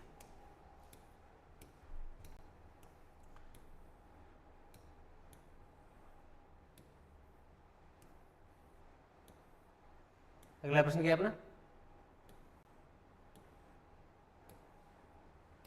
ठीक है, ये हो गया। अगला प्रश्न है, निम्न में से कौन से नेता का संबंध भारत छोड़ो आंदोलन को भूमिगत रहकर संचालित करने से रहा है। कौन से नेता का है जिनका संबंध ये रहा हुआ है कि उन्होंने भारत छोड़ो आंदोलन को भूमिगत रहकर क्या किया था, संचालित किया था। वैसे भारत छोड़ो आंदोलन भारत का एकमात्र ऐसा आंदोलन है जो नेतृत्व विहीन था, कोई भी उसका नेता नहीं था, वो जनता द्वारा जो किया जा रहा था उसका चलाया जा रहा था। ऑप्शन क्या है, एस.एम. जोशी, रामानंद मिश्र, अच्युत पटवर्धन या फिर दिनसा वाचा। दिनसा वाचा के बारे में बोला जाता है कि इन्होंने भारत छोड़ो आंदोलन 1942 वाला जो था उन्होंने भूमिगत रह के इसका क्या किया था, संचालन किया था। और अगर भारत छोड़ो आंदोलन के बारे में और बात करें तो क्रिप्स मिशन की असफलता और जापान के भारत पर आक्रमण के भय के कारण भारत छोड़ो आंदोलन का प्रस्ताव है जो अगस्त 1942 को बंबई में कांग्रेस द्वारा स्वीकार किया गया। ग्वालियर टंग मैदान से क्या किया गया था, इसको प्रारंभ किया गया था। गांधी जी ने आंदोलन के लिए नारा दिया था, करो या मरो, डू और डाई का नारा दिया था। 9 अगस्त को गांधी जी और अन्य कांग्रेस नेताओं को गिरफ्तार कर लिया गया और कांग्रेस को गैर कानूनी घोषित कर दिया गया। कांग्रेस को गैर कानूनी कब घोषित कर दिया गया था, 1942 के भारत छोड़ो आंदोलन के दौरान। और 9 अगस्त को गांधी जी को और बाकी नेताओं को क्या कर दिया गया था, गिरफ्तार कर दिया गया था। आंदोलन में कोई निश्चित योजना नहीं थी और इसमें शांतिपूर्व हड़ताल और टैक्स न देना शामिल था। कांग्रेस सोशलिस्ट पार्टी के नेता गिरफ्तारी से बच गए और भूमिगत रूप से उन्होंने आंदोलन चलाया। सबको गिरफ्तार कर लिया गया। कांग्रेस को क्या था, गैर कानूनी घोषित कर दिया गया। महात्मा गांधी को क्या किया, गिरफ्तार कर लिया गया। लेकिन एक पार्टी थी कांग्रेस सोशलिस्ट पार्टी। कौन सी पार्टी? कांग्रेस सोशलिस्ट पार्टी को जितने भी नेता थे इन सबको अंग्रेजों द्वारा अंदर नहीं डाला गया, इनकी गिरफ्तारी नहीं हुई। तो जो इनके नेता थे उन सब ने भूमिगत रहकर क्या किया गया था, उन्होंने भूमिगत रहकर भारत छोड़ो आंदोलन को चलाया था। एस.एम. जोशी, रामानंद मिश्र, अच्युत पटवर्धन, जयप्रकाश नारायण, राम मनोहर लोहिया और अन्य नेताओं ने इनके अंदर क्या बनाई थी, अपनी महत्वपूर्ण भूमिका। अरुणा आसफ अली ने बंबई में आंदोलन का क्या किया था, सफल नेतृत्व। अगला प्रश्न क्या अपना, गदर पार्टी ने निम्न में से किस देश की सहायता से अंग्रेजी राज्यों को भारत से समाप्त करने के प्रयास किए थे? कौन सी पार्टी ने? गदर पार्टी ने। और किस देश की सहायता से अंग्रेजी राज्य को भारत के अंदर समाप्त करने के प्रयास किए थे? हमारा ऑप्शन है जापान, फ्रांस, जर्मनी और सिंगापुर। जर्मनी की सहायता से इन्होंने क्या किया था, अंग्रेजी राज्य को समाप्त करने की कोशिश की थी। हमने क्यूबिट के अंदर एक सवाल पढ़ा था कि अफगानिस्तान के अंदर एक व्यक्ति ने 15 दिन की भारत की अस्थायी सरकार की स्थापना की थी। कौन थे वो? महेंद्र प्रताप सिंह थे, राजा महेंद्र सिंह प्रताप सिंह। उन्होंने अफगानिस्तान के अंदर 15 दिन की भारत की अस्थायी सरकार की स्थापना कर दी और वहां पर राष्ट्रपति और प्रधानमंत्री की नियुक्ति कर दी गई। राष्ट्रपति के पद पर महेंद्र प्रताप सिंह खुद बैठे और प्रधानमंत्री के पद के ऊपर बरकतुल्ला खान को क्या कर दिया गया, बिठा दिया गया। कौन थे? जर्मनी की सहायता से किया था। महेंद्र प्रताप सिंह ने किसकी सहायता से किया था? जर्मनी की सहायता से किया था। अफगानिस्तान के अंदर 15 दिन की भारतीय अस्थायी सरकार की उन्होंने क्या की थी, स्थापना की थी। राष्ट्रपति के पद पर महेंद्र प्रताप सिंह खुद बैठे और प्रधानमंत्री के पद पर किसको बिठाया गया, बरकतुल्ला खान। ठीक है। तो और जो गदर पार्टी ने जर्मनी की सहायता से क्या किया था, अंग्रेजी राज्य को खत्म करने की कोशिश की थी। गदर पार्टी ये दल सोहन सिंह भाखड़ा के द्वारा बनाई गई संस्था Hindustan Association of the Pacific Coast का ही परिवर्तित रूप है। Hindustan Association of the Pacific Coast जो है, इसका परिवर्तित रूप किस संस्था को बोला जाता है? गदर पार्टी को बोला जाता है। जिसकी स्थापना किसने की थी? अपने Hindustan Association of the Pacific Coast की स्थापना किसने की थी? अपने सोहन सिंह भाखड़ा ने। और 1 नवंबर 1913 को अमेरिका के सैन फ्रांसिस्को से लाला हरदयाल ने गदर दल का गठन किया था। किसने किया था? लाला हरदयाल ने। हमने गदर पार्टी का एक समाचार पत्र पढ़ा था। गदर समाचार पत्र कहां से निकला करता था? सैन फ्रांसिस्को, अमेरिका से निकला करता था। बहुत सारी भाषाओं में निकलता था, पंजाबी में, अंग्रेजी में, हिंदी में और भी वहां की भाषा थी। इसके अध्यक्ष सोहन सिंह भाखड़ा एवं मंत्री कौन थे? हरदयाल थे। और गदर दल के जो 2 विभाग थे, प्रचार विभाग के सचिव थे लाला हरदयाल और मिलिट्री विभाग के कौन थे? पांडुरंग खानखौजी। अगला प्रश्न क्या है? इंडियन सोशियोलॉजिस्ट नामक समाचार पत्र का संबंध निम्न में से किस क्रांतिकारी से? किस समाचार पत्र का पूछा हमें? इंडियन सोशियोलॉजिस्ट नामक का जो समाचार पत्र है, उनका संबंध किस क्रांतिकारी से? हमारा ऑप्शन क्या है? विनायक दामोदर सावरकर, नेताजी सुभाष चंद्र बोस, श्यामजी कृष्ण वर्मा, यहाँ पर मदन मोहन मालवीय। इंडियन सोशियोलॉजिस्ट नामक समाचार पत्र का संबंध हमारे श्यामजी कृष्ण वर्मा से। किससे? श्यामजी कृष्ण वर्मा से। 1905 में श्यामजी कृष्ण वर्मा ने लंदन में इंडिया हाउस की स्थापना की थी। हमसे प्रश्न पूछा जाए कि इंडिया हाउस की स्थापना है जो किसने की थी? इंडिया हाउस की स्थापना श्यामजी कृष्ण वर्मा ने कहां पर की थी? लंदन के अंदर की थी। ठीक है। और ये लंदन से रहने वाले भारतीयों के लिए आंदोलन का क्या है? प्रमुख केंद्र बन गया था। और श्यामजी कृष्ण वर्मा ने इंडियन सोशियोलॉजिस्ट नामक अखबार शुरू कर दिया गया था, इनके द्वारा शुरू किया गया था। और इनके सदस्य कौन थे वो आपको ध्यान रखना है। वीर सावरकर, लाला हरदयाल और मदन लाल ढींगरा जैसे क्रांतिकारी जो थे वो इनके क्या थे? सदस्य थे। ठीक है। अगले प्रश्न क्या अपना? रूसी पुस्तक बम्ब मैनुअल का अंग्रेजी अनुवाद करने का श्रेय है जो निम्न में से किस क्रांतिकारी को जाता है? किस किताब के बारे में बताया गया है? रूसी पुस्तक है बम्ब मैनुअल और उसका जो अंग्रेजी अनुवाद है वो उस किस क्रांतिकारी को इसका श्रेय दिया जाता है? ये क्रांतिकारी थे मदन लाल ढींगरा। कौन थे? मदन लाल ढींगरा। उनको जो है बम्ब मैनुअल का अंग्रेजी अनुवाद करने का श्रेय दिया जाता है। किसको? मदन लाल ढींगरा। अगला प्रश्न क्या है? भारत की स्वाधीनता का आखिरी युद्ध प्रारंभ हो चुका है। राष्ट्रपिता भारत के मुक्ति के इस पवित्र युद्ध में हम आपका आशीर्वाद और शुभकामनाएं चाहते हैं। ये कथन किसका है? ये कथन सुभाष चंद्र बोस का है। ठीक है। किस दौरान बोला गया था? 1942 का जो भारत छोड़ो आंदोलन था। ठीक है। 1942 का भारत छोड़ो आंदोलन के दौरान सुभाष चंद्र बोस ने महात्मा गांधी को लिखा था कि भारत की स्वाधीनता का ये आखिरी युद्ध प्रारंभ हो रहा है। ठीक है। भारत का जो आखिरी युद्ध है ये प्रारंभ हो रहा है और राष्ट्रपिता भारत के मुक्ति के इस पवित्र युद्ध में हम आपका आशीर्वाद और शुभकामनाएं क्या है जो हम चाहते हैं आप हमारे साथ रहिए। तो सुभाष चंद्र बोस ने लिखा था। सितंबर 1942 को भारतीय युद्ध बंदियों को लेकर आजाद हिंद फौज की स्थापना की गई थी। कब की गई थी? सितंबर 1942 को। इसकी पहली डिवीजन के गठन के साथ ही नियमित इसकी स्थापना सितंबर 1942 को की गई। आजाद हिंद फौज का जो मुख्यालय है वो कौन था? एक तो रंगून और एक था सिंगापुर। ठीक है, पिया गए मोरे रंगून भाई वर्मा वाला, रंगून और सिंगापुर बनाया गया। और गांधी जी, सुभाष चंद्र और नेहरू ब्रिगेड बनाएगी। हमसे प्रश्न पूछा जाएगी गांधी ब्रिगेड, सुभाष ब्रिगेड और नेहरू ब्रिगेड का संबंध किससे? आजाद हिंद फौज से। ठीक है, और इन्होंने झांसी की जो रानी रेजिमेंट थी, झांसी की रानी रेजिमेंट को भी इन्होंने क्या किया था? प्रारंभ किया था। ठीक है, लक्ष्मीबाई सहगल जो हम नाम सुनते हैं। सुभाष चंद्र बोस ने आजाद हिंद फौज के सैनिकों के समक्ष दिल्ली चलो का नारा दिया और उन्होंने अपने भाषण में कहा, तुम मुझे खून दो मैं तुम्हें आजादी दूंगा। सुभाष चंद्र बोस ने महात्मा गांधी के लिए राष्ट्रपिता शब्द का प्रयोग किया था। ठीक है, राष्ट्रपिता शब्द का प्रयोग किसने किया था? सुभाष चंद्र बोस ने। उन्होंने रेडियो पर गांधी जी को संबोधित करते हुए कहा था कि भारत की स्वाधीनता का आखिरी युद्ध प्रारंभ हो चुका है। राष्ट्रपिता, भारत के मुक्ति के इस पवित्र युद्ध में हम आपका आशीर्वाद और शुभकामना चाहते हैं। किसने बोला था? सुभाष चंद्र बोस ने। अगला प्रश्न क्या है? निम्न में से कौन सी पुस्तक Peek Week Papers, Scott's Papers आदि छद्म नाम से भारत में अंदर प्रकाशित हुई थी? मतलब अंग्रेजों ने उनको बैन कर दिया था, उस पुस्तक को अंग्रेजों ने बैन कर दिया था, इसलिए वो प्रकाशित नहीं हो पाई थी, तो उसको किसी और नाम से प्रकाशित हो रही थी। किस नाम से प्रकाशित हो रही थी? पीक वीक पेपर्स और स्कॉट पेपर्स थे। हमारा ऑप्शन क्या? मैं नास्तिक क्यों हूं, भारत का स्वतंत्रता संग्राम, डिवाइन लाइफ, या फिर हिंद स्वराज। भारत का जो स्वतंत्रता संग्राम किताब है इसको अंग्रेजों द्वारा बैन कर दिया गया, और उसके बाद ये छद्म या फिर गुप्त नामों से प्रकाशित होती थी। स्काउट पेपर्स और पीक वीक पेपर्स किसकी थी? वीर सावरकर। किसकी थी ये? वीर सावरकर। ठीक है, अगला प्रश्न क्या है? निम्न कथनों पर विचार करना है और असत्य कथन का हमें क्या करना है? चयन करना है। सचिंद्रनाथ सान्याल को 1915 के बनारस षड्यंत्र केस में काला पानी की सजा मिली। बंदी जीवन ने सचिंद्रनाथ सान्याल की आत्मकथा पुस्तक है। ठीक है, तो इसके अंदर हमें क्या पूछा है कि इसमें से कौन सा असत्य कथन है? तो ना तो कोई दोनों में से, ना तो ए असत्य है ना बी असत्य, दोनों के दोनों अपने क्या है? सत्य। ठीक है, ना ए और ना बी, दोनों ही सत्य है। सचिंद्रनाथ सान्याल को 1915 के अंदर जो बनारस षड्यंत्र केस के अंदर काला पानी की सजा मिली थी इनको, ठीक है, आजीवन कारावास मिला था। और जो बंदी जीवन किताब है वो सचिंद्रनाथ सान्याल की क्या है? ऑटोबायोग्राफी है, उनकी आत्मकथा है। ठीक है, बाकी सत्येंद्रनाथ सान्याल को 1915 ईस्वी के बनारस षड्यंत्र केस में काला पानी की क्या मिली थी? सजा मिली थी। और बनारस षड्यंत्र केस उत्तर भारत का प्रथम क्रांतिकारी प्रयास था।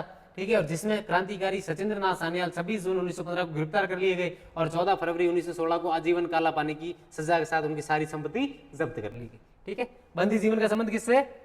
सचिंद्रनाथ सान्याल से।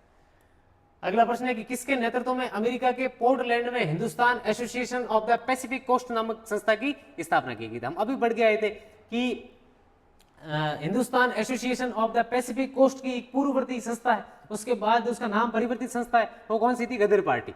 उसकी स्थापना किसने की थी? लाला हरदयाल और सोहन सिंह भाखड़ा ने। ठीक है, तो ये जो Hindustan Association of the Pacific Coast नामक की संस्था है, इसकी स्थापना किसने की थी? सोहन सिंह भाखड़ा ने की। ठीक है, इन दोनों ने फिर मिलकर गदर पार्टी, कौन सी? गदर पार्टी। ठीक है, इसके अंदर अपना सही कौन सा हो गया? सोहन सिंह भाखड़ा। अमेरिका में जो गदर पार्टी थी वो इसी का ही परिवर्तित नाम था। ठीक है, अमेरिका में भारतीय क्रांतिकारियों की गतिविधियों का मुख्य केंद्र कौन सा था? पोर्टलैंड था। सोहन सिंह भाखड़ा के नेतृत्व में अमेरिका के पोर्टलैंड में Hindustan Association of the Pacific Coast नामक संस्था की स्थापना हुई और इनका उद्देश्य था कि भारत के लोगों को अधिकारों की क्या करना? रक्षा करना और भारतीय स्वतंत्रता प्राप्त करने के लिए भारतीयों में राजनीतिक चेतना का संचार करना। अगला प्रश्न क्या है? मनमनाथ गुप्त, योगेश चटर्जी, रामप्रसाद बिस्मिल आदि का संबंध निम्न में से किस संगठन से रहा है? हिंदुस्तान रिपब्लिक एसोसिएशन, आजाद दस्ता, नौजवान भारत सभा, अभिनव भारत। इन सब का जो संबंध है वो किससे रहा हुआ है? इन सब का हिंदुस्तान रिपब्लिक एसोसिएशन से संबंध रहा हुआ है। मनमनाथ गुप्त, योगेश चटर्जी और रामप्रसाद बिस्मिल का। हिंदुस्तान जो रिपब्लिक एसोसिएशन है इसकी स्थापना सचिंद्रनाथ सान्याल के प्रयासों से हुई थी। ठीक है, और इनकी अन्य सदस्य मनमनाथ गुप्त, रामप्रसाद बिस्मिल, चंद्रशेखर आजाद, योगेश चटर्जी थे। कौन कौन थे हिंदुस्तान रिपब्लिक एसोसिएशन के सदस्य? मनमथनाथ गुप्त, रामप्रसाद बिस्मिल, चंद्रशेखर आजाद और योगेश चटर्जी। इसका सैनिक संगठन रिपब्लिक आर्मी था। सैनिक संगठन था वो क्या कहलाता था? Republic army. किसके प्रयासों से हुई थी? सचिंद्रनाथ सान्याल के प्रयासों से। अगला प्रश्न क्या आपने?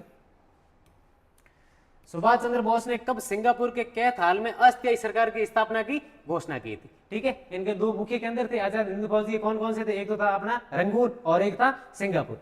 सुभाष चंद्र बोस ने कब सिंगापुर के कैथाल में अस्थायी सरकार की स्थापना की घोषणा की थी? ऑप्शन हमारे सितंबर 1942, 4 जुलाई 1943, 21 अक्टूबर 1943 या फिर 23 अक्टूबर 1943। 21 अक्टूबर 1943 को उन्होंने क्या की थी? अस्थायी सरकार की, सिंगापुर के कैथाल के अंदर अस्थायी सरकार की घोषणा कर दी गई थी। जून 1943 में सुभाष चंद्र बोस जापान से टोक्यो पहुंचे थे। सुभाष चंद्र बोस ने टोक्यो रेडियो पर ब्रिटिश शासन के विरुद्ध क्या किया था? सशस्त्र क्रांति की घोषणा की थी। और सुभाष चंद्र बोस सिंगापुर पहुंचे, जहां 4 जुलाई 1943 को रास बिहारी बोस ने पूर्व एशिया में भारतीय स्वाधीनता आंदोलन का नेतृत्व सुभाष चंद्र बोस को सौंपा। और सुभाष चंद्र बोस ने भारतीय स्वतंत्रता लीग के अध्यक्ष बने। और सुभाष चंद्र बोस ने 21 अक्टूबर 1943 को सिंगापुर के कैथाल में अस्थायी भारतीय सरकार की क्या कर दी थी? घोषणा। ठीक है, अगला प्रश्न क्या अपना?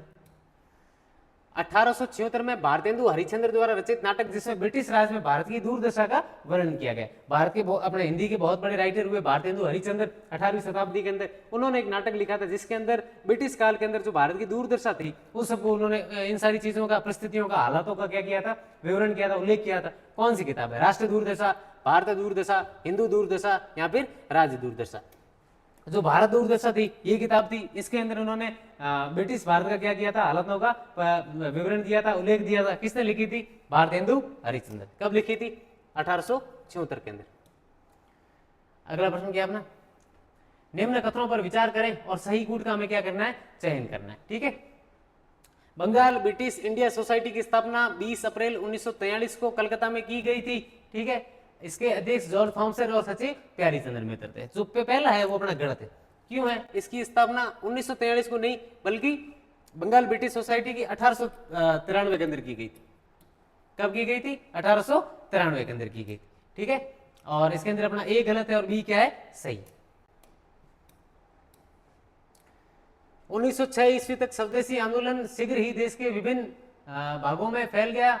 स्थान तथा नेतृत्वकर्ताओं को सम्मिलित करना है। ठीक है, बंबई प्रेसिडेंसी, पंजाब या फिर मद्रास प्रेसिडेंसी। बंबई प्रेसिडेंसी के कौन थे? एसएम परांजपे और बाल गंगाधर तिलक।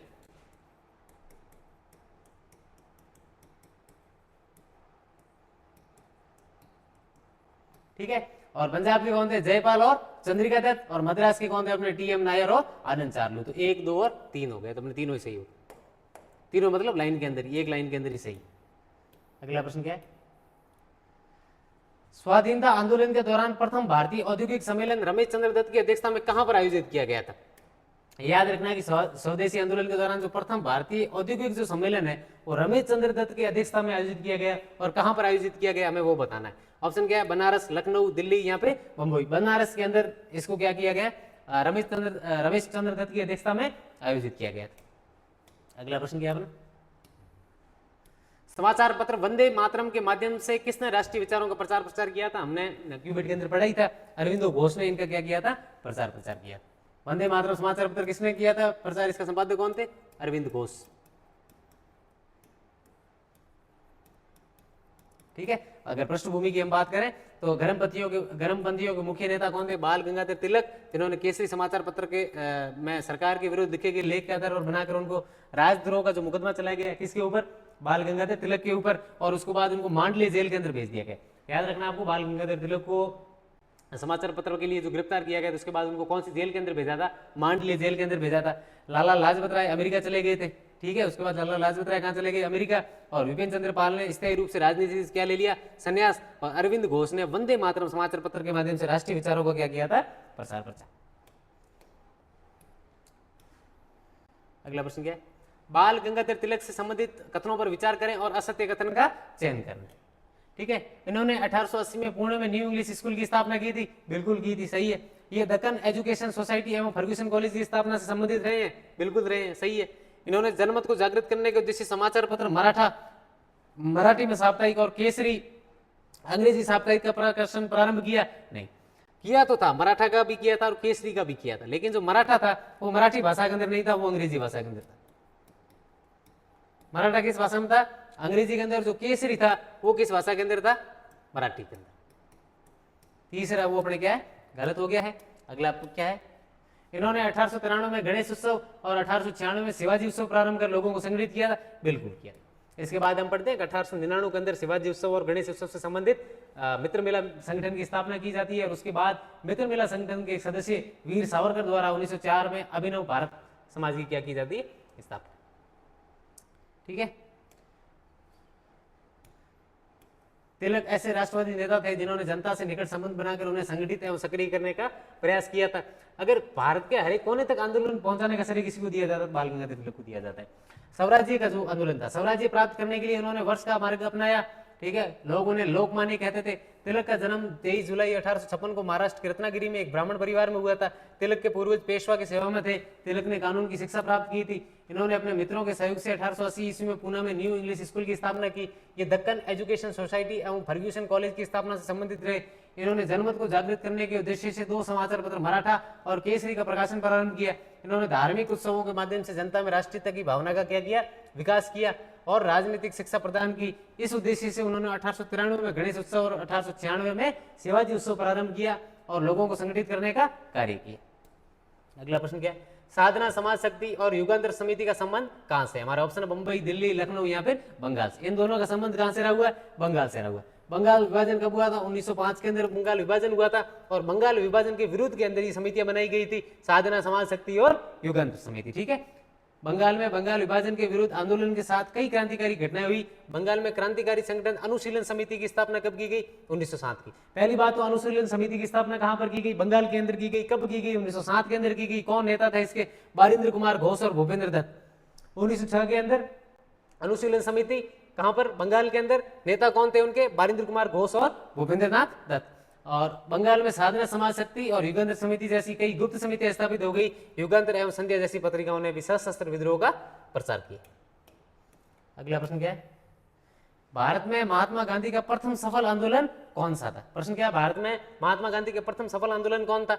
हमारे ऑप्शन है अहमदाबाद मिल, मालिक संघर्ष, खेड़ा किसान आंदोलन, चंपारण सत्याग्रह, इनमें से कोई। जो चंपारण सत्याग्रह है ये महात्मा गांधी का प्रथम सफल आंदोलन क्या था? प्रथम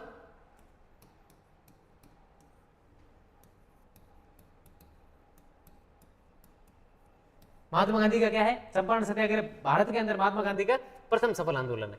1915 में महात्मा गांधी दक्षिण से भारत आए थे और 1 वर्ष तक इन्होंने पूरे भारत का क्या किया था? भ्रमण किया था। 1916 के अंदर अहमदाबाद के पास साबरमती आश्रम की स्थापना की। ठीक है, और चंपारण सत्याग्रह भारत में महात्मा गांधी ने पहला सफल सत्याग्रह बिहार के चंपारण जिले के अंदर। ठीक है, चंपारण कहां पर? बिहार के अंदर है। 1917 के अंदर किया था। चंपारण सत्याग्रह कब हुआ था? 1917 के अंदर। और ये जो था ये अपना गांधी जी का भारत के अंदर क्या था? प्रथम सफल आंदोलन। अगला प्रश्न है कि ग्रामोद्योग संघ, तालीमी संघ एवं गौ रक्षा संघ की स्थापना से संबंधित नेता कौन है? 3 संघ दे रखे, ग्रामोद्योग, तालीमी और गौ रक्षा संघ। इनका संबंध है किस नेता से? महात्मा गांधी, तिलक, वल्लभ भाई पटेल या फिर गोविंद रानाडे। महात्मा गांधी से संबंधित है ये। ठीक है, और अगर इसके सोर्स की बात करें कि कहां से उठाया हुआ, किसी गाइड से उठाया हुआ नहीं है, बल्कि ये प्रश्न आरबीसी हिस्ट्री क्लास 12 की पेज नंबर 126, 12वीं क्लास की जो एसएसटी की बुक है उसके 126 नंबर पेज के ऊपर ये लिखा हुआ है। ठीक है, कौन कौन से? ग्रामोद्योग संघ, तालीमी संघ और गौ रक्षा संघ की जो संबंध स्थापना से संबंधित कौन नेता है? महात्मा गांधी। इनकी स्थापना किसने की थी? महात्मा गांधी ने की थी। किसकी? ग्रामोद्योग संघ, तालीमी संघ और गौ रक्षा संघ। ठीक है, तो आपको ध्यान रखना ही। अगला प्रश्न क्या है, कांग्रेस ने जलियांवाला बाग हत्याकांड की जांच के लिए कमेटी बनाई थी। जलियांवाला बाग हत्याकांड जब 13 अप्रैल 1919 को जब हुआ था, जनरल डायर, ठीक है, तो उस समय कांग्रेस ने एक कमेटी का गठन किया था। उस कमेटी के नेता कौन थे हमें वो बताने। ठीक है, ऑप्शन हमारे मदन मोहन मालवीय, मोतीलाल नेहरू या महात्मा गांधी। मोतीलाल नेहरू, वल्लभ भाई पटेल, विठल भाई पटेल, जयप्रकाश नारायण, मदन मोहन मालवीय या फिर तेज बहादुर सप्रू, बाल गंगाधर तिलक, लाला लाजपत राय या विपिन चंद्र पाल।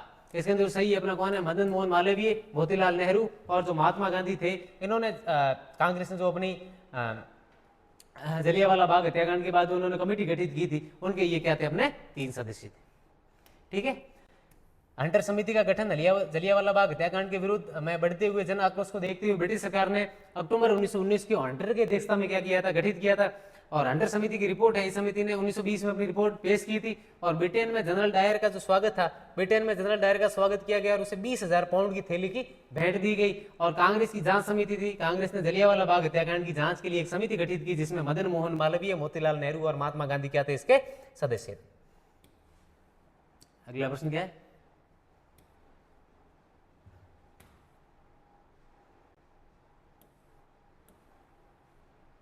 अच्छा मिलान करना है, नीचे फॉर्मेट चेंज हो गया इसका। अच्छा मिलान ही करना है, यहीं से अपन देख लेते हैं, ठीक है। साइमन कमीशन अपने कब बना था, अभी हमने बात की 1927 को, ठीक है। 1930 के अंदर इन्होंने अपनी रिपोर्ट दी थी। नेहरू रिपोर्ट 1928 के अंदर, नेहरू रिपोर्ट के ऊपर भी हम बात कर चुके हैं, ठीक है। नेहरू रिपोर्ट 1928 के अंदर, साइमन कमीशन 1927 के अंदर। और दो कौन सी, पूर्ण स्वराज्य का प्रस्ताव कब किया गया था, 1929 के अंदर, ठीक है। और सविनय अवज्ञा आंदोलन 1930 के अंदर। साइमन कमीशन 1927, नेहरू 1928, पूर्ण स्वराज्य का प्रस्ताव 1929 के अंदर, और अपने जो है सविनय अवज्ञा आंदोलन 1930 के अंदर।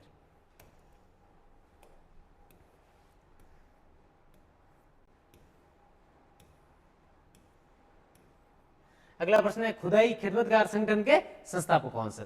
एक हमें संगठन पूछा है, खुदाई खिदमतगार संगठन का जो संस्थापक है वो कौन है। ऑप्शन है अब्दुल गफार खान, मौलाना शौकत अली, हसरत मोहानी या फिर हकीम अजमल। जो अब्दुल गफार खान थे वो इनके क्या थे, संस्थापक थे, जिनको क्या कहा जाता है, सीमांत गांधी। क्या कहा जाता है, अब्दुल गफार खान को क्या कहा जाता है, सीमांत गांधी। भारत और पाकिस्तान का जो विभाजन हुआ था उनके विरोध के अंदर इन्होंने बहुत सारी चीजें की थी। ये नहीं चाहता था कि भारत और पाकिस्तान का विद्रोह हो, ठीक है। इनका संगठन था खुदाई खिदमतगार, और इनके संस्थापक कौन थे, अब्दुल गफार खान, और जिनको क्या कहता था, सीमांत गांधी। ये जो तीन थे, ये जो आपका खिलाफत आंदोलन हुआ था उनके नेता थे, ठीक है। मौलाना शौकत अली, हसरत मोहानी और अकल हकीम अजमल।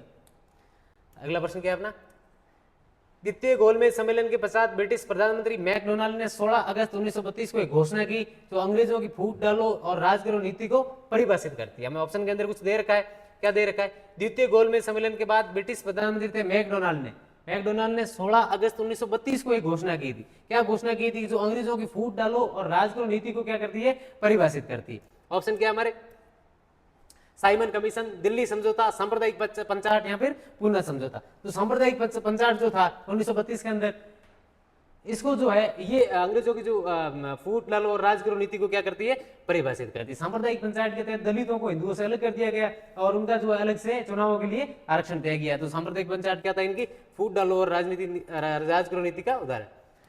अगला प्रश्न है कि 1966 ईस्वी में स्थापित तारापुर परमाणु ऊर्जा संयंत्र भारत देश के किस राज्य में स्थित है, ठीक है। कौन सा है, तारापुर परमाणु ऊर्जा संयंत्र अपने महाराष्ट्र के अंदर स्थित है। और स्थापित कब हुआ थी, 1966 के अंदर।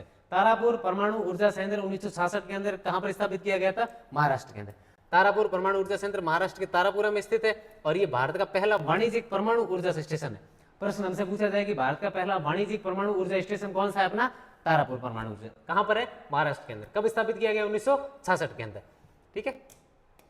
अगला प्रश्न क्या है, भारत के प्रथम अखिल भारतीय आयुर्विज्ञान संस्थान की स्थापना कब तथा कहां पर की गई। भारत का जो पहला कौन सा था, भारतीय आयुर्विज्ञान जो संस्थान है उसकी स्थापना कब और कहां पर की गई। हमारा ऑप्शन है 1956 ईस्वी बंबई, 1956 ईस्वी नई दिल्ली, 1965 ईस्वी बंबई या 1965 ईस्वी नई दिल्ली।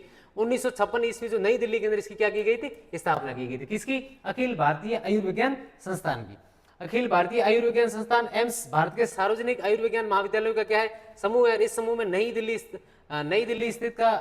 भारत का सबसे पुराना और उत्कृष्ट एम्स संस्थान, जिसकी स्थापना कब की गई थी, 1956 के अंदर। और कहां पर की गई थी, दिल्ली के अंदर। अगला प्रश्न क्या है, जवाहरलाल नेहरू ने बगदरी नागौर में पंचायती राज का उद्घाटन कब किया था। पहली बात तो पंचायती राज का उद्घाटन कब किया गया, 1959 के अंदर, 1959 के अंदर किया गया। कहां पर किया गया, नागौर का गांव था बगदरी, वहां पर किया गया। किसके द्वारा किया गया, जवाहरलाल नेहरू द्वारा किया गया। गांधी जी का जन्मदिन था 2 अक्टूबर 1959 के अंदर, नागौर के बगदरी के अंदर पंचायती राज का क्या किया गया, उद्घाटन किया गया था, ठीक है। और किस समिति की सिफारिशों के ऊपर इसका उद्घाटन किया गया था, बलवंत राय मेहता समिति।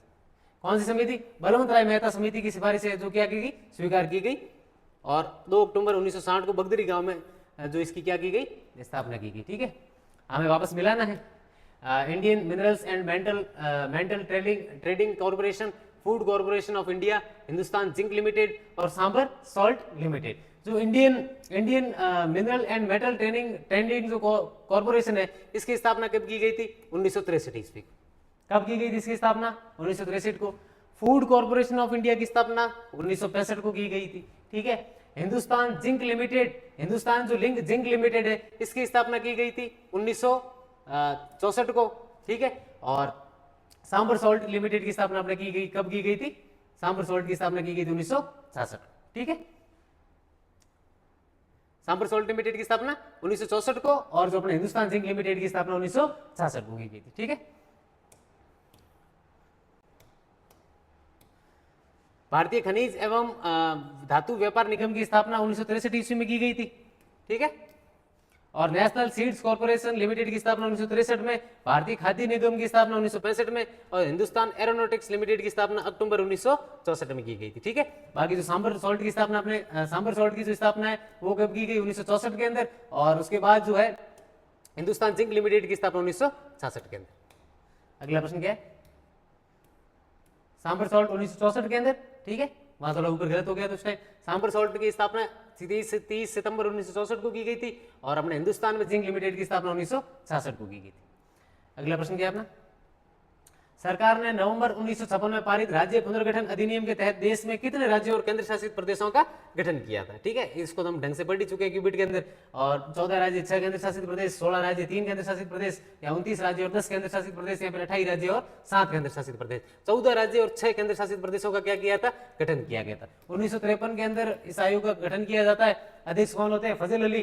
ठीक है, और सदस्य कौन होते हैं, हृदयनाथ कुंजरू और KM पन्नीकर इसके क्या थे, सदस्य थे। 1955 के अंदर क्या देते हैं, ये अपनी रिपोर्ट है तो सौंप देते हैं। 1956 के अंदर 1 नवंबर 1956 को भारत सरकार द्वारा राज्य पुनर्गठन अधिनियम को पारित कर दिया जाता है, और सारी जो सिफारिशें थी उनको क्या किया जाता है, मान लिया जाता है। अगला प्रश्न है, आंध्र प्रदेश राज्य के गठन से संबंधित निम्नलिखित कथनों पर हमें क्या करना है, विचार करना है। मद्रास में आंदोलन का नेतृत्व पोटी श्रीरामुलु ने किया था, जिनके तमिल भाषा आबादी के लिए भारतीय राज्य के गठन के समर्थन में भूख हड़ताल के 56 दिनों के बाद मृत्यु हो गई थी। पोटी श्रीरामुलु ने आंदोलन तो किया था, लेकिन मद्रास के अंदर नहीं किया था, और ना तमिल भाषा के लिए किया था। ठीक है, आंध्र प्रदेश के अंदर किया था। कहाँ किया गया था, आंध्र प्रदेश के अंदर किया गया था, और इनकी भाषा के लिए किया गया था। ठीक है, तो श्रीरामुलु का संबंध किससे, आंध्र प्रदेश से। आंध्र राज्य अधिनियम 1953 के माध्यम से आंध्र प्रदेश को 1 अक्टूबर 1953 को यह अस्तित्व में आया था, स्थापना कर दी गई थी, बिल्कुल की गई थी। तो कौन सा सत्य नहीं है अपना, केवल एक। अगला प्रश्न क्या अपना, अंतिम प्रश्न है अपना, अंतरिक्ष अनुसंधान के लिए भारतीय राष्ट्रीय समिति इनकॉस्पर की स्थापना कब की गई। किसकी स्थापना पूछ रहे हैं हमें, इनकॉस्पर की स्थापना कब की गई। हमारा ऑप्शन क्या है, 1962 ईस्वी, 1972 ईस्वी, 1982 ईस्वी, या 1952 ईस्वी। 1962 ईस्वी के अंदर इनकॉस्पर की स्थापना की गई थी। ठीक है, और इसका जो 1969 के अंदर इसका नाम चेंज हो जाकर क्या कर दिया जाता है, इसरो। ठीक है, इनकॉस्पर की स्थापना 1962 ईस्वी के अंदर, और 1969 के अंदर इसका नाम बदल के क्या कर दिया जाता है, इसरो। ठीक है, इसके अंदर अपने 100% जो थे वो भारतीय इतिहास के थे, और जो अगले हैं वो अपने काम के नहीं, अपने सब्जेक्ट के नहीं है, काम के तो हालांकि है आपके लिए। ठीक है, बहुत बहुत धन्यवाद, नमस्कार।